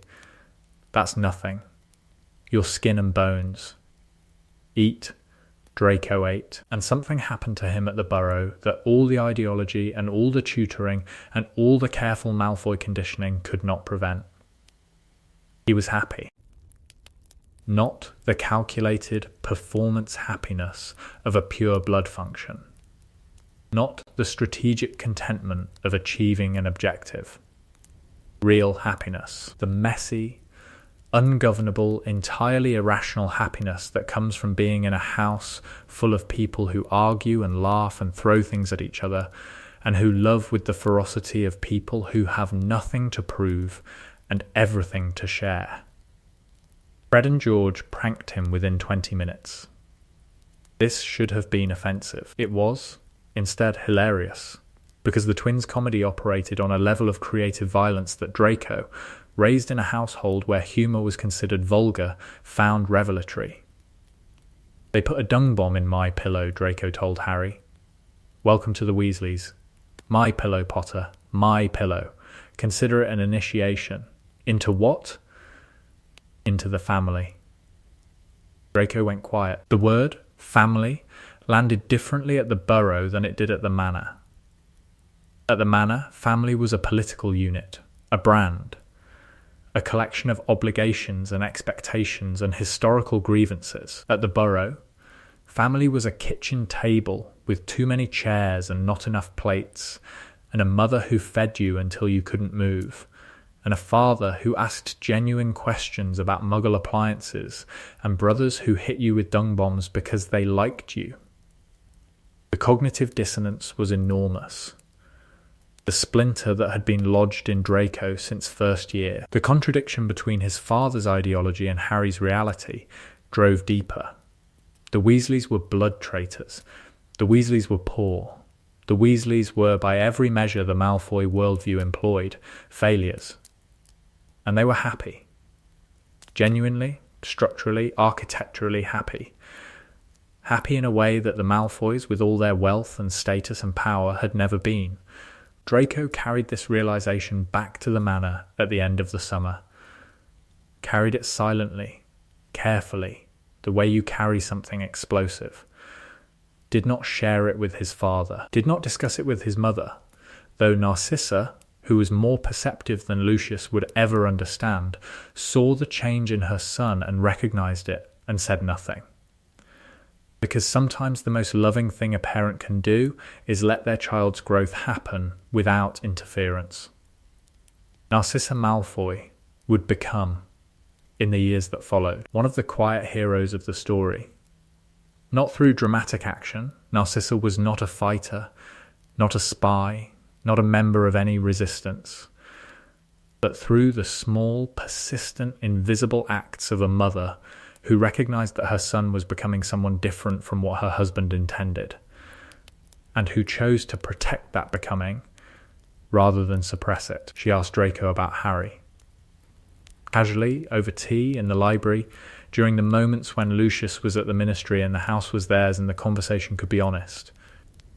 Your friend, the Potter boy, he's treating you well? He's my friend, mother, he's not a business partner. Friends can be assessed. He's good. He's honest. He's different from what I expected. Different how? Draco thought about this. He doesn't care about the things that are supposed to matter. Blood, status, the hierarchy. He cares about people. Individual people. He looks at me and he doesn't see a Malfoy. He sees Draco. Narcissa's face did something subtle. A softening.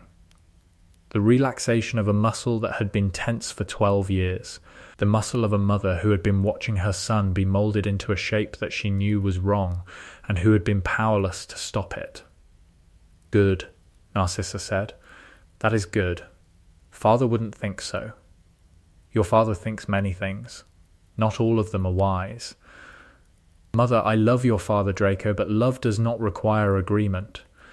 And disagreement does not require disclosure. There are things that exist between a mother and a son that need not be shared with anyone else. He touched his hair. The gesture of a mother. The gesture that said, I see you. I see who you are becoming. And I approve. Draco did not discuss this conversation with Harry. But it shaped him, gave him permission. The knowledge that his mother, the person whose opinion he valued above all others, including his father's, supported the change that was happening inside him, was the permission he needed to let the change continue. Years later, after the war, Narcissa would testify at the Wizengamot hearings about the Malfoy family's role in the conflict. She would describe the years of pressure, the fear, the impossible choices. And she would say one thing that the reporters would quote and the historians would analyze, and that would become, in time, the most remembered statement of I chose my son. Every time, in every decision, I chose my son, not the Dark Lord, not my husband, my son. And my son chose Harry Potter. And Harry Potter chose right.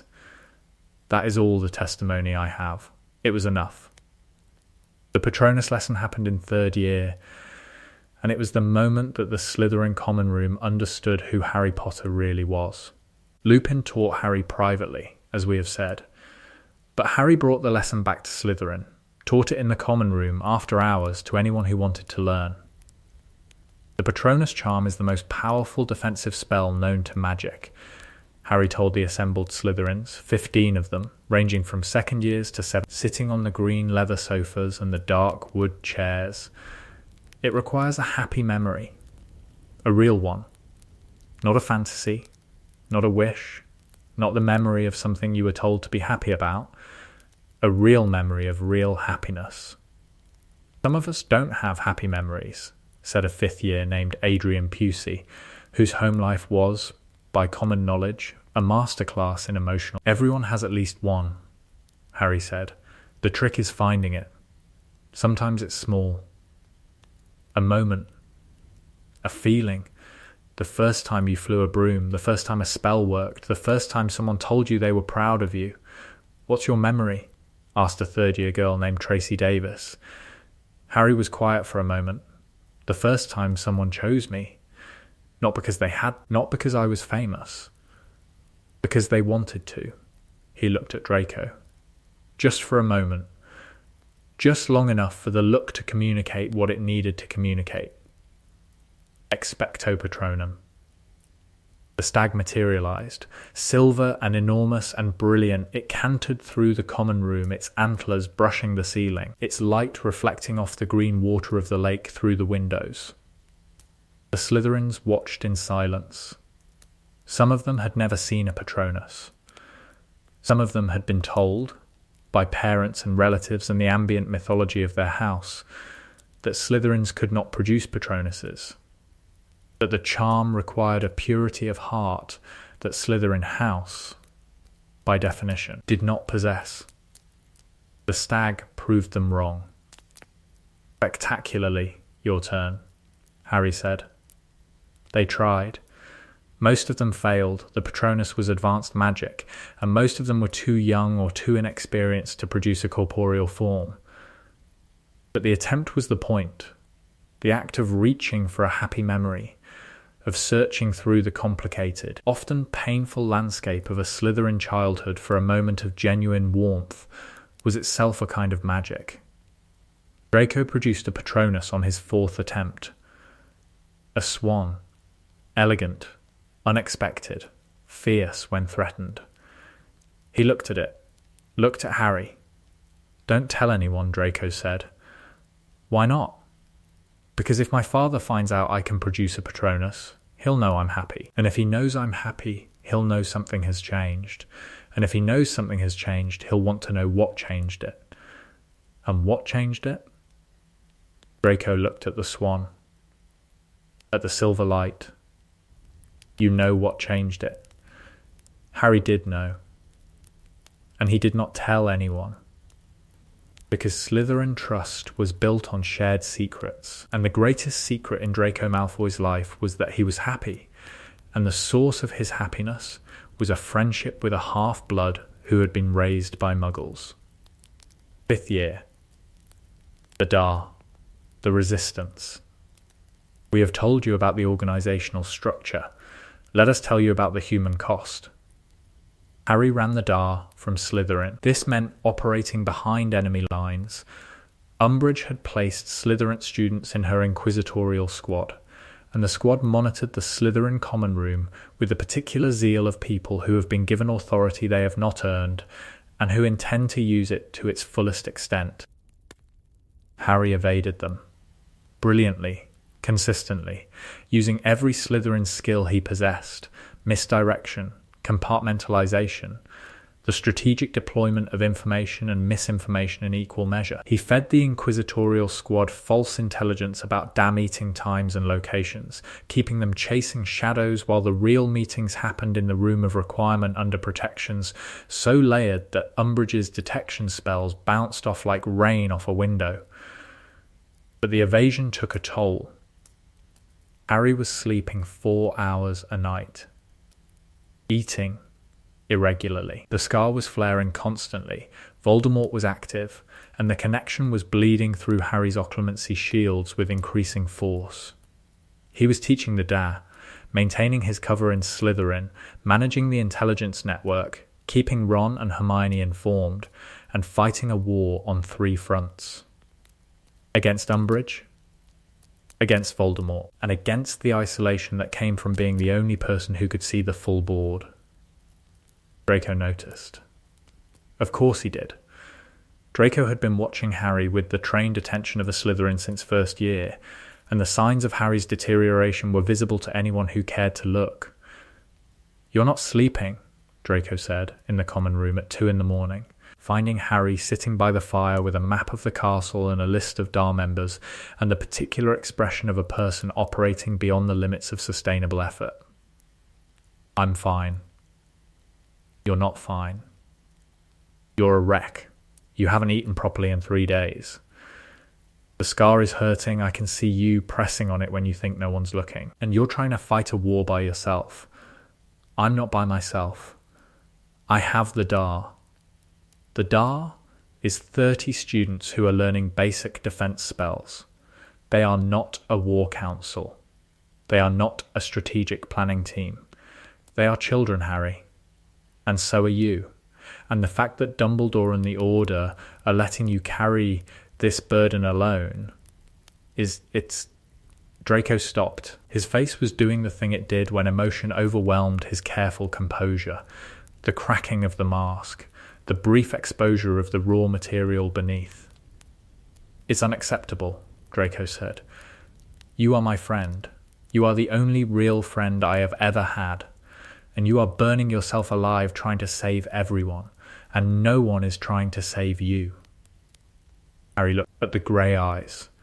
At the concern that Draco had spent 5 years learning to express, and that still came out stiff and awkward and perfectly sincere.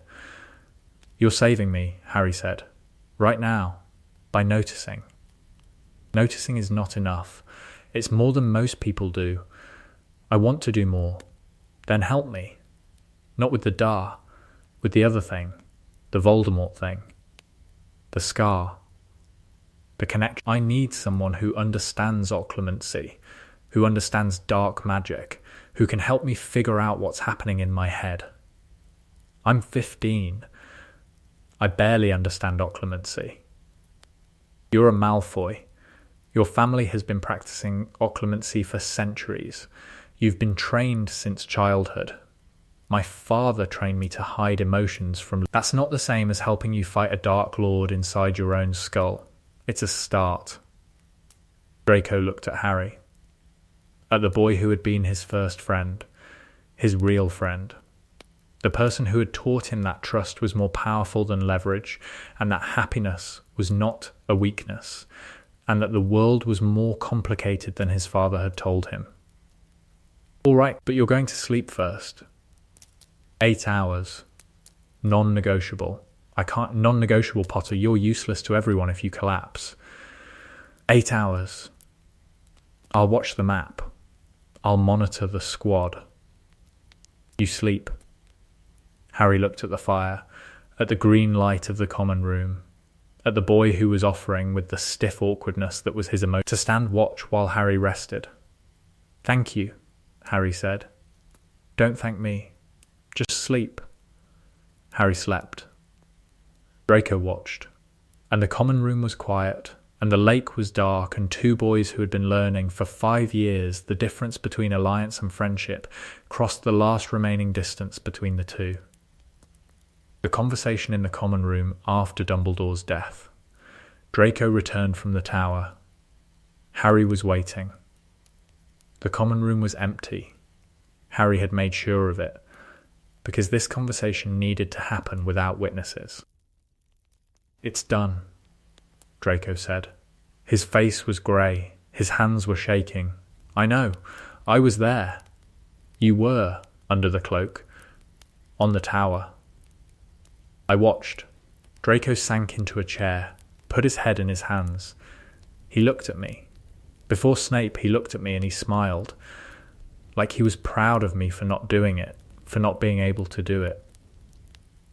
I almost killed him, Harry, you didn't. That's the point. You stood there with a wand pointed at the most powerful wizard in the world and you couldn't do it. Not because you were weak, because you were better than the thing you were asked to do. That's a very generous interpretation. It's the true one. Draco looked up. The mask was gone, not cracked, not fractured, gone entirely, left on the floor of the astronomy tower with the green flash and the falling body. What happens now? Draco asked. Now we fight. You go back to the manor. Play the part. Feed us intelligence. And when the time comes, when the final battle comes, you stand up. And if I can't, you can. You've been standing up since first year. Since you said I want to be friends in this room. Everything since then has been standing up. The Burrow, the Patronus, the Dar. All of it. Standing up in small ways every day until the big moment arrives and the standing up is automatic. You make it sound easy. It's the hardest thing in the world. That's why it's Slytherin. I thought bravery was Gryffindor. Bravery in the moment is Gryffindor. Bravery sustained over years, in secret, at personal cost, without recognition, that's Slytherin. That's what Snape has been doing for 16 years. That's what you've been doing since first year. The slow, quiet, invisible courage of a person who chooses right when choosing wrong would be easier. Draco was quiet for a long time. The common room was green and dark, and the shadows of the lake moved across the ceiling. "I'm scared," Draco said. "Good. Scared means you understand the stakes. The people who aren't scared are the ones who get killed." That's not comforting. It's not supposed to be. It's supposed to be true. They sat in the common room. 17 years old, about to walk into a war that would kill people they loved and destroy the world they had known, and demand of them a courage that no one expected and that everyone needed. "Together?" Draco said. "Together," Harry said. Always, the rest of the war played out as we have told it. The hunt, the Horcruxes, the battle, the forest, the clearing, the rebounding curse, but the ending was different.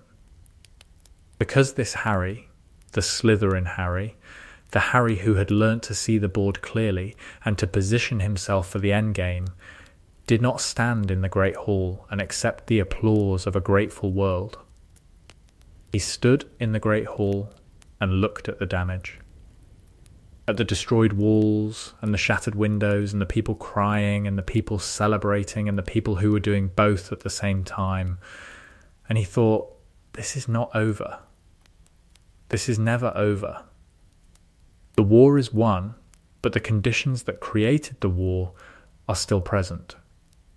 The prejudice, the fear, the institutional corruption, the willingness to sacrifice truth for comfort. All of it is still here, embedded in the walls, embedded in the system, waiting to produce the next Dark Lord and the next war and the next generation of children who are asked to fight battles that adults should have prevented. He looked at Draco, who was standing by the Slytherin table with his family, grey-faced but alive. He looked at Ron, who was holding Hermione, both of them weeping. He looked at Snape, who was lying in the hospital wing with Nagini's venom in his veins and a counter potion in his blood that he had brewed years ago because Snape always had a contingency plan. He looked at all of them, the Slytherins and the Gryffindors and the Ravenclaws and the Hufflepuffs, the living and the dead. And Harry Potter, the boy who lived, the Slytherin who had changed what Slytherin meant, made one more strategic calculation. The war had been fought with wands. The peace would be fought with policy. And policy was a game that a Slytherin could play better than anyone. He would reform the Ministry. He would reform Hogwarts. He would tear down the structures that had allowed a Dark Lord to rise, and a government to corrupt, and a generation of children to be sorted into boxes and told that the boxes defined them. He would do it the Slytherin way. Not with speeches, with the quiet, relentless, invisible work of a person who sees the board clearly and who moves the pieces with precision. The war was over. The work was beginning. Harry Potter was ready. He had always been ready. Let us know what you'd like to see next. There are things that this story has not yet told. Things that happened in the spaces, but things that shaped Harry Potter's time in Slytherin in ways that were invisible at the time and that became clear only in retrospect. Let us tell you about Severus Snape and the boy with green eyes. Snape's relationship with Harry was the most complicated relationship of his life. More complicated than his relationship with Dumbledore, which was a partnership built on mutual manipulation and grudging respect. More complicated than his relationship with Voldemort, which was a performance sustained by discipline and terror. more complicated even than his relationship with Lily, because his relationship with Lily was, in the end, simple. He loved her, he lost her, and the love and the loss defined everything else. Harry was not simple. Harry was Lily's eyes in James's face. Harry was the child of the woman Snape loved and the man Snape hated. Harry was a Slytherin who thought like a Slytherin and fought like a Slytherin, and who had been placed in Snape's care by a hat that Snape increasingly suspected was either omniscient or sadistic or both. And Harry understood Snape. This was the terrifying, not the surface understanding, not the Snape is strict or Snape is unfair or Snape hates Gryffindors understanding that most students possessed. Harry understood the architecture, understood that the coldness was a wall, that the cruelty was a performance, that the man behind the mask was carrying something so heavy that the carrying of it had made him dense and hard and sharp, the way carbon becomes diamond under pressure. Harry had been under pressure himself, 10 years in a cupboard, a scar that connected him to a dark lord, the weight of the wizarding world's expectations. He recognized the diamond in Snape because he was becoming one himself. They never discussed this, never acknowledged it openly. The closest they came was a conversation in Snape's office in third year, after Harry had produced his Patronus for the first time and had come to Snape to report it, because Harry reported everything to his head of house, because that was how Slytherin worked, because the chain of command was real and Harry respected it. "A stag," Snape said. "Yes, your father's form. Professor Lupin told me." Snape was quiet. The knife, the one that went in every time he looked at those green eyes, twisted. "You should know," Snape said, "that your father and I were not friends." "I know. Lupin told me about that too. He told you his version. Lupin's version is generous. The truth is less so. Tell me the truth." Snape looked at the boy, at the green eyes, at the calm, steady, patient expression of a 13-year-old who was asking for information the way a Slytherin asks for information. Directly, clearly, with the understanding that information is valuable and that the person providing it is making a choice. "Your father was a bully," Snape said. "For 7 years. He and his friends, Sirius Black, Remus Lupin, Peter Pettigrew, targeted me because I was poor, friendless, and interested in the dark arts. They hexed me in corridors. They humiliated me in front of the school. They turned my life into a daily exercise in survival. And you? I was not innocent. I retaliated. I was drawn to dark magic, to the company of people who would later become Death Eaters. I made choices that gave your father ammunition. But the cruelty started with him, and it was systematic, and it was sustained over 7 years, and it was done for sport. Why are you telling me this? Because you are in my house, and you are your father's son, and I need to know, I need to see, whether the parts of him that were cruel are in you." Harry looked at Snape, held the gaze, did not flinch. "They're not," Harry said. "How do you know?" "Because I grew up in a cupboard, Professor. I know what it feels like to be the person that other people hurt. I know what it feels like to be powerless. And I would rather die than become the person who makes someone else feel that way." Snape's face did not change, but his hands, beneath the desk, unclenched. "I believe you," he said. "Thank you. Do not thank me. Every day, in every choice. Show me that you are Lily's son more than James's. I'm both. I'm allowed to be both. You are. But Lily's son is the one I am capable of, the one I am willing to." He stopped. The sentence had been heading somewhere he was not prepared to go. Somewhere that involved words like care and protect and love. Words that Snape used sparingly and only in the past tense. Words that were reserved for a woman who was dead and who would remain the only person Snape would ever openly admit to loving. "The one you are willing to teach," Harry finished, gently. "Yes," Snape said. "The one I am willing to teach." They left it there. The conversation, but the understanding it established, the mutual recognition, the shared vocabulary, the unspoken agreement that they would judge each other by actions rather than words, became the foundation of a relationship that was not mentor-student, and was not father-son, and was not friendship, but was something that did not have a name because the specific configuration of grief and guilt and reluctant care that defined it had never existed before. Snape protected Harry. Not openly. Snape did nothing openly. Openness was antithetical to his nature, but consistently.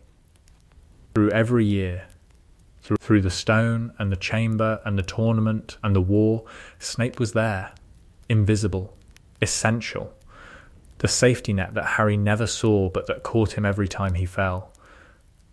And Harry protected Snape in the way that a Slytherin protects, not through confrontation but through strategic positioning.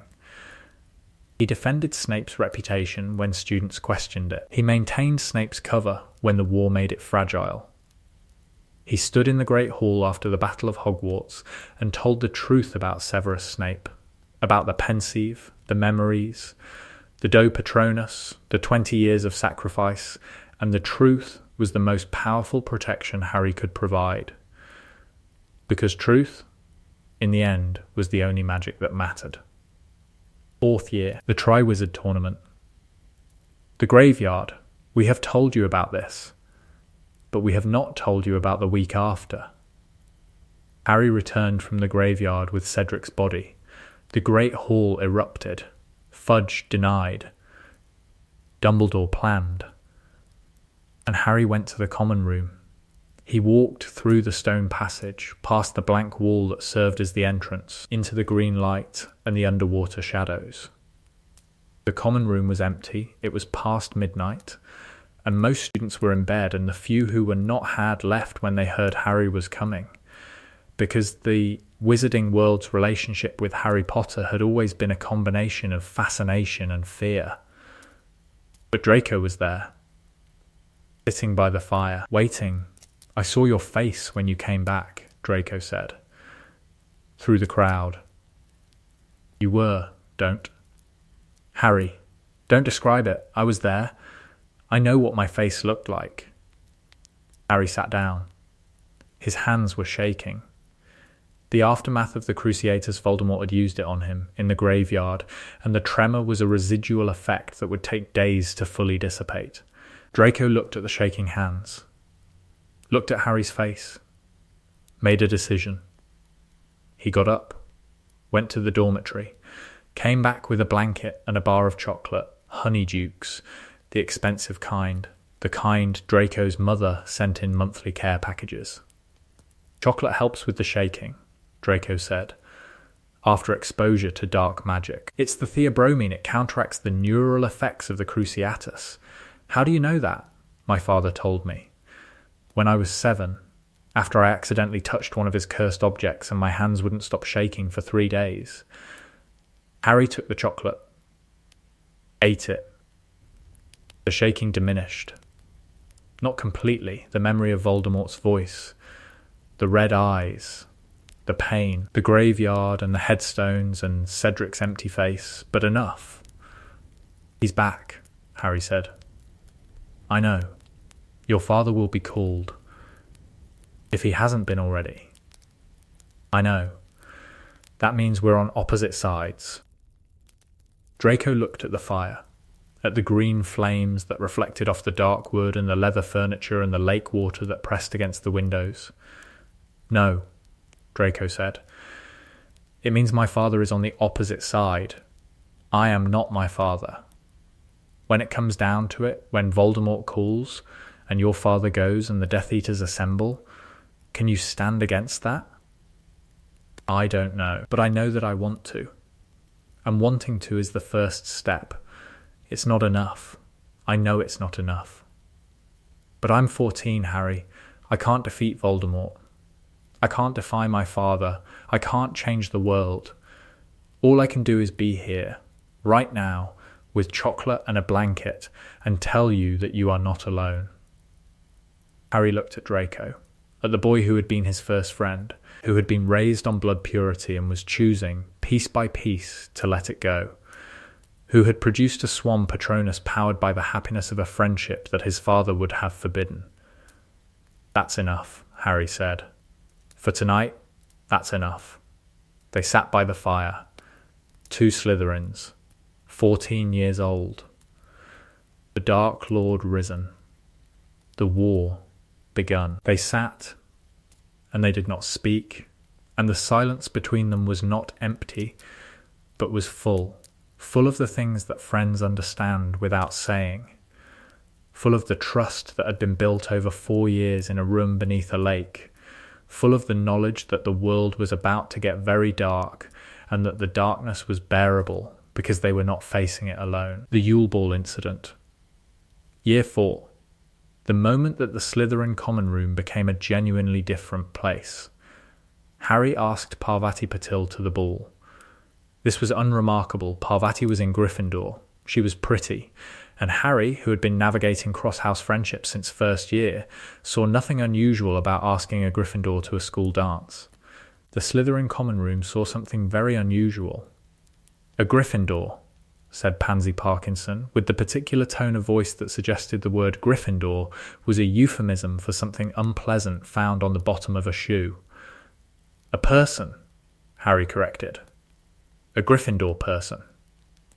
Pansy, the sorting is a categorization system, not a caste system. I can dance with whoever I want. You could dance with a Slytherin. I could. And I might. Later in the evening. But I'm going with Parvati, because she's kind and funny, and she said yes when I asked. Your social choices reflect on the house. My social choices reflect on me. The house can form its own opinions. This exchange, which was witnessed by approximately 20 Slytherins and which was reported to the rest of the house within the hour, was the moment that Harry's influence on Slytherin culture became undeniable. He was not trying to change the culture. He was simply being himself.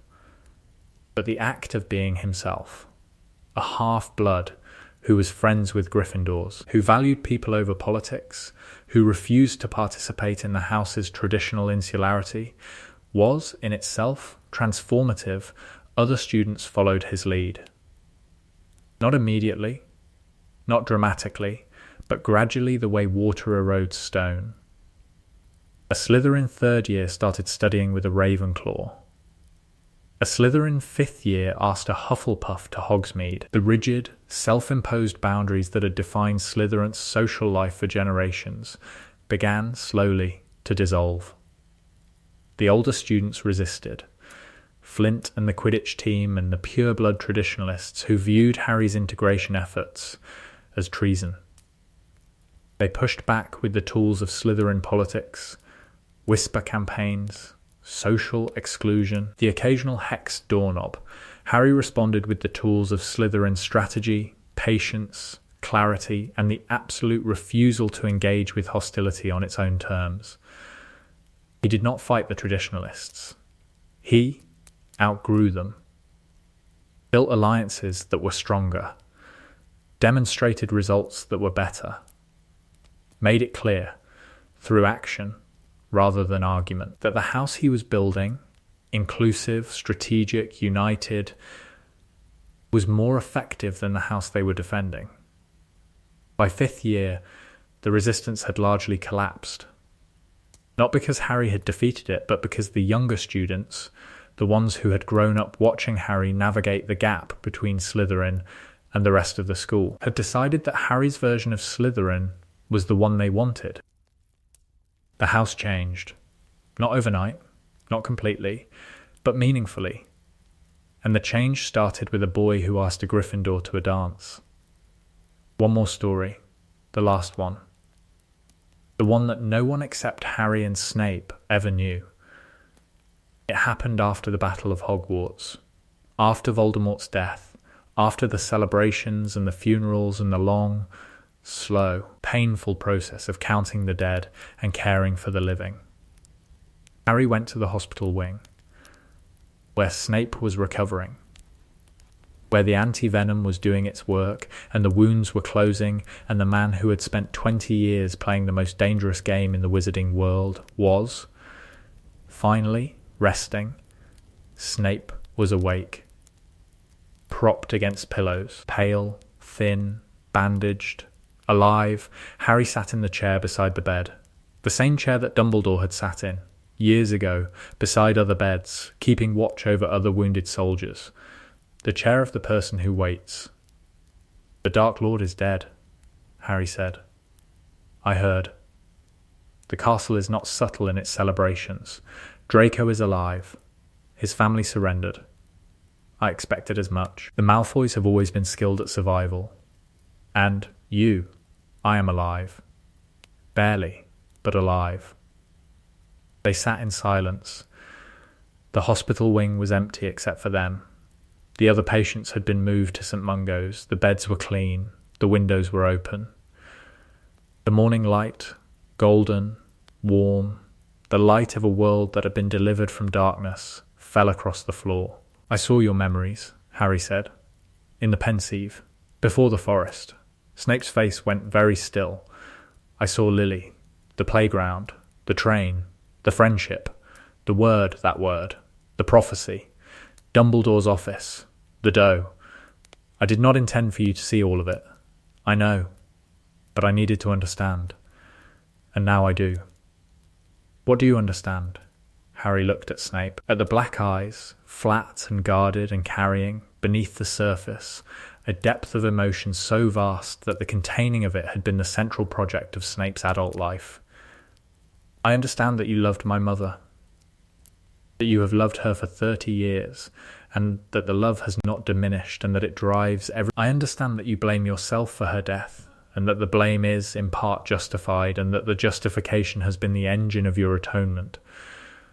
I understand that you protected me because of her, because of a promise, because of love.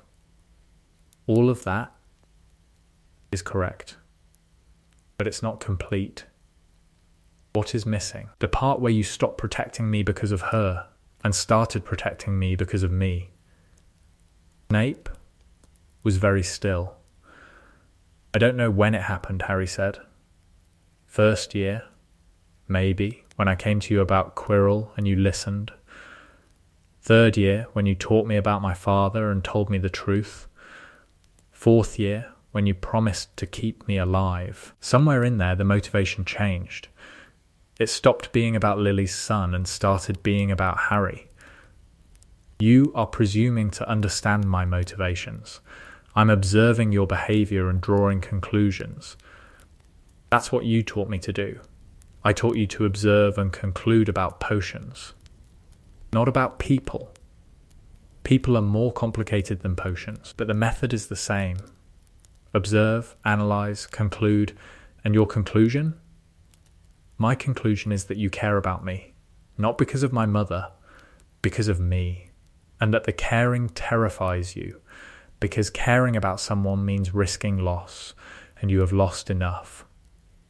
Snape looked at the ceiling, at the ancient stone, at the beams of morning light that fell across his bed. "You are correct," he said, "about all of it.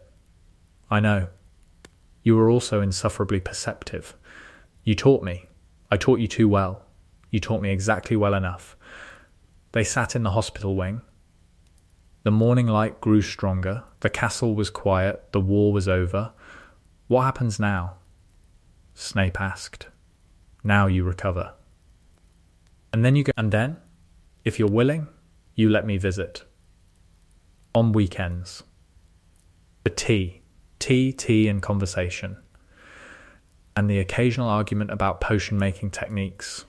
The normal things that people do when they care about each other and are terrible at expressing it. I am not terrible at expressing. You are the worst communicator I have ever met. And I was raised by the Dursleys. Something happened on Snape's face. Something extraordinary. Something that the students of Hogwarts had never seen, and that most of the staff had never seen, and that Harry had seen perhaps 3 times in 7 years. Severus Snape smiled. Not a large smile, not a grin. A small, reluctant, slightly pained upturn of the corners of his mouth that suggested the facial muscles involved were not accustomed to this configuration and were filing a formal complaint about being used without proper warning. "Tea," Snape said. Saturdays. Do not be late." "I despise lateness. I have never been late to anything in your class. You were late to the potions exam in 3rd year. That was because a hippogriff was loose on the grounds. Excuses are for Hufflepuffs." Harry smiled.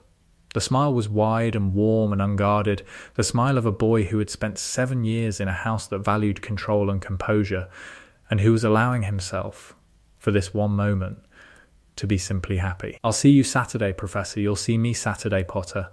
Harry stood, walked to the door. "Stop, Professor?" "Yes?" "Thank you. For everything." Snape looked at the boy. At the green eyes. Lily's eyes. In a face that was its own face now. Not James's face, and not Lily's face, but Harry's face. The face of a person who had been shaped by a Slytherin education and a Gryffindor heart, and who had become, through the alchemy of 7 impossible years, something that no house could contain. "You are welcome," Snape said. "Now leave. I need to rest." "Yes, sir."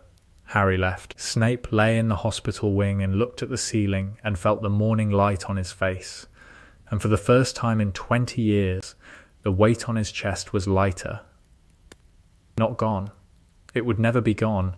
Lily's death was a wound that time could diminish, but never heal. But lighter. Because the boy was alive. The boy had survived the war and the forest and the curse and the scar, and he was alive, and he was going to come for tea on Saturdays, and the tea was going to be terrible because Snape was terrible at making tea, and the conversation was going to be wonderful because Harry was the most interesting person Snape had ever met. The morning light fell across the... Snape closed his eyes and rested. "Let us know what you'd like to see next. There is one more thread to pull. The thread that connects the cupboard under the stairs to the common room beneath the lake. The thread that explains why Harry Potter was sorted into Slytherin in the first place. The Dursleys. Not their cruelty that is documented, understood, a matter of public record, but their gift. The unintentional, inadvertent, deeply ironic gift that Vernon and Petunia Dursley gave Harry Potter by locking him in a cupboard for 10 years. They gave him Slytherin. Not the house. The qualities. The survival instinct. The observation skills. The ability to read a room in 3 seconds flat. The understanding, learned at the cellular level, that the world is not fair and that the people who survive unfairness are not the ones who rage against it, but the ones who navigate it. Harry learned, in the cupboard, to be invisible. To watch without being seen. To listen without being... To understand the emotional temperature of a room by the sound of footsteps on the floor above him. These are Slytherin skills.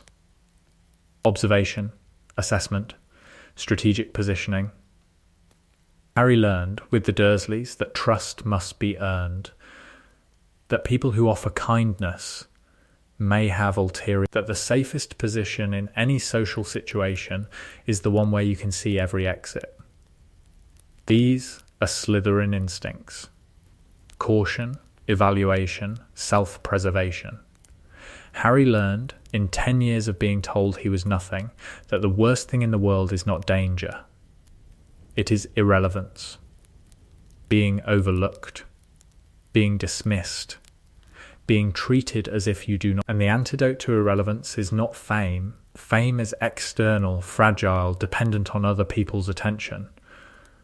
The antidote to irrelevance is competence. The quiet, internal, unshakable knowledge that you are good at something, that you have value, that the world's opinion of you is less important than your opinion of yourself. This is the most Slytherin lesson of all. Not ambition in the grand sense, not the desire for power or wealth or dominance. Ambition in the personal sense. The determination to be someone. Not someone famous, not someone powerful. Someone, a person with skills and knowledge and the self-respect that comes from having earned both. The Sorting Hat did not put Harry in Slytherin because Harry was ambitious or cunning or resourceful, though he was all three. The hat put Harry in Slytherin because Harry had been forged, in a cupboard under the stairs, in the fires of neglect and deprivation and the systematic denial of his humanity, into a person whose primary drive was not bravery or wisdom or loyalty, but the absolute, non-negotiable refusal to be diminished. That refusal was Slytherin. Through and through. And so we arrive at the end. Not the end of the story, stories do not end.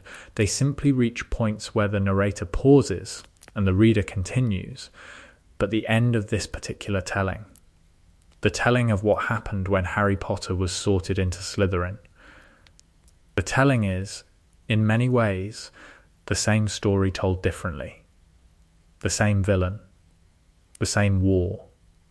The same sacrifice. The same rebounding curse in the Great Hall on a morning in May. But the details, the texture, the colour, the emotional register are different. Because Harry was different. Because the house shaped the boy, and the boy shaped the house, and the shaping was mutual and permanent, and the product of 7 years in a room beneath a lake where the light was green, and the water was dark, and the shadows moved on the ceiling like living things. Harry Potter in Slytherin was not a darker story. It was a deeper one. A story about a boy who learned that the world is complicated and that the appropriate response to complexity is not simplification, but engagement. A story about friendships that crossed boundaries and alliances that defied expectations, and a house that was transformed from the inside by a boy who refused to accept that the labels the world gave him were the ones he had to keep. The hat was right. It was always right. Not because Slytherin was Harry's destiny. Destiny is a lazy concept, beloved by prophets and despised by the people who have to live it. But because Slytherin was where Harry needed to be. Where his particular combination of gifts, the hunger, the observation, the strategic mind, the quiet, relentless refusal to be diminished, could be developed and refined and aimed, like a wand, at the thing that needed to be destroyed. Voldemort was a Slytherin who had used his gifts for darkness. Harry was a Slytherin who used his gifts for light. And the clash between them, between two people from the same house with the same qualities and opposite choices, was the central drama of the wizarding world for a generation. The house did not make them. The choices did. And on platform 9 3/4, on a September morning 20 years after the war, two boys sat in a compartment on the Hogwarts Express and introduced themselves. But before they did, Harry stood on the platform and watched his son board the train and felt something that was not pride and was not fear and was not nostalgia, but was all three at once. Ginny stood beside him. Red hair, brown eyes, the fierce warmth that had been the counterbalance to his Slytherin coolness for 20 years. He's nervous, Ginny said. He should be. Hogwarts is terrifying.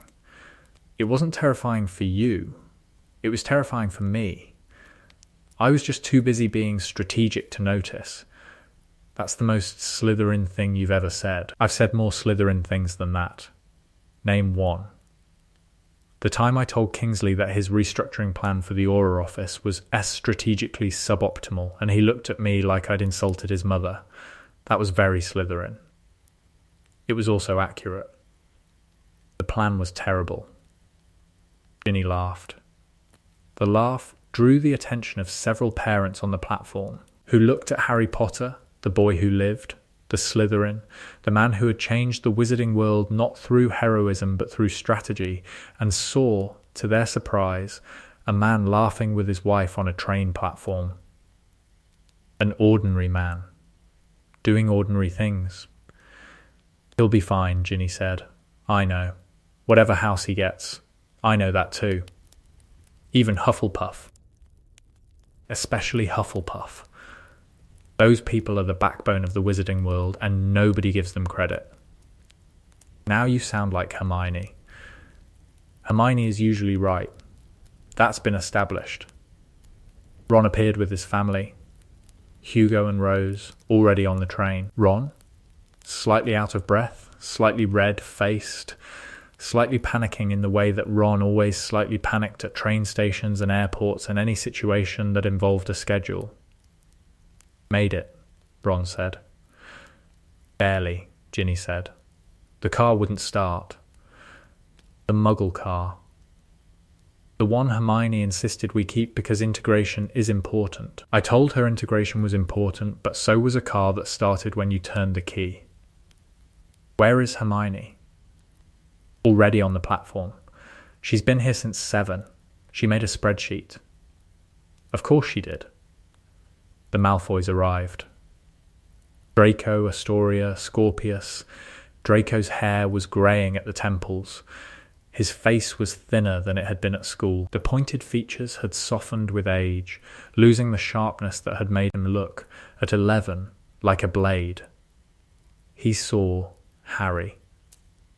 Nodded, the Slytherin nod, brief, meaningful, loaded with 20 years of shared history. Harry nodded back. Your boy's going to Slytherin, Draco said. You don't know that. I know Malfoy's. Scorpius is going to Slytherin, and if your Albus is anything like you, he'll be right there beside him. Albus is his own person. Obviously, but he has your eyes. And your eyes have always been Slytherin. My eyes are my mother's. Your mother was the bravest person Snape ever knew, and Snape was a Slytherin. Bravery and Slytherin are not mutually exclusive. You proved that. Harry looked at Draco, at the man who had been his first friend, who had said I want to be friends in a common room beneath a lake, and who had spent 20 years being exactly that. A friend, an ally, a co-conspirator in the slow, quiet, revolutionary project of changing what it meant to be a Slytherin. Are you at Christmas? Harry said. Naturally, Astoria is making the roast. Molly is making everything else. Hermione is making a seating chart. That's a lot of making. That's a family. They shook hands. The Slytherin handshake. I'm Albus Potter. Scorpius Malfoy. My dad was in Slytherin. So was mine. My dad says Slytherin is the best house, but you have to work to make it the best.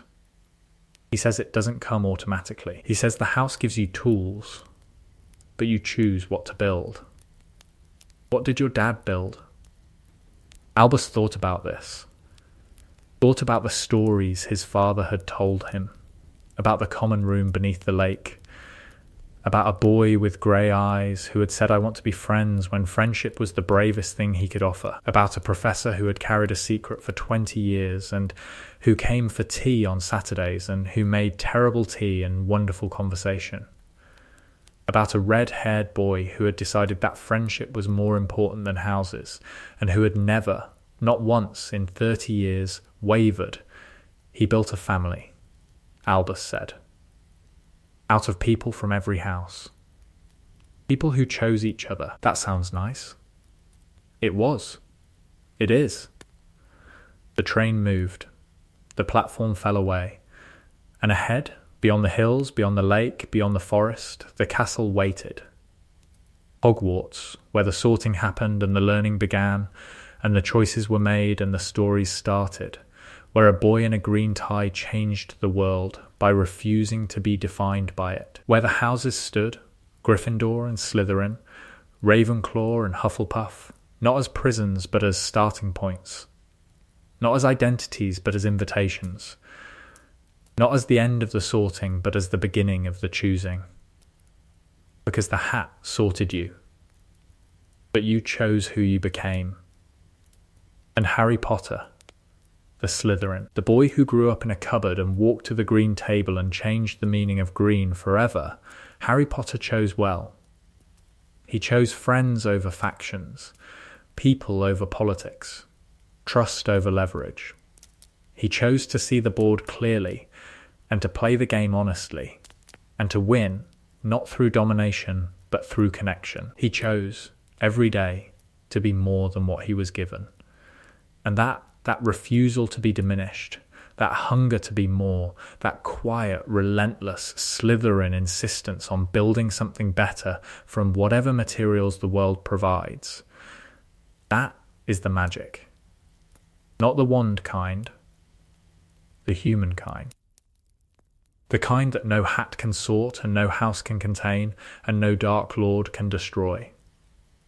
The kind that starts in a common room beneath a lake, in a conversation between two boys who chose each other, and that spreads outward through friendships and alliances and the slow revolutionary work of treating people as people rather than categories until the world itself is changed. The hat said Slytherin, and the world held its breath, and then the world exhaled, and the world was better.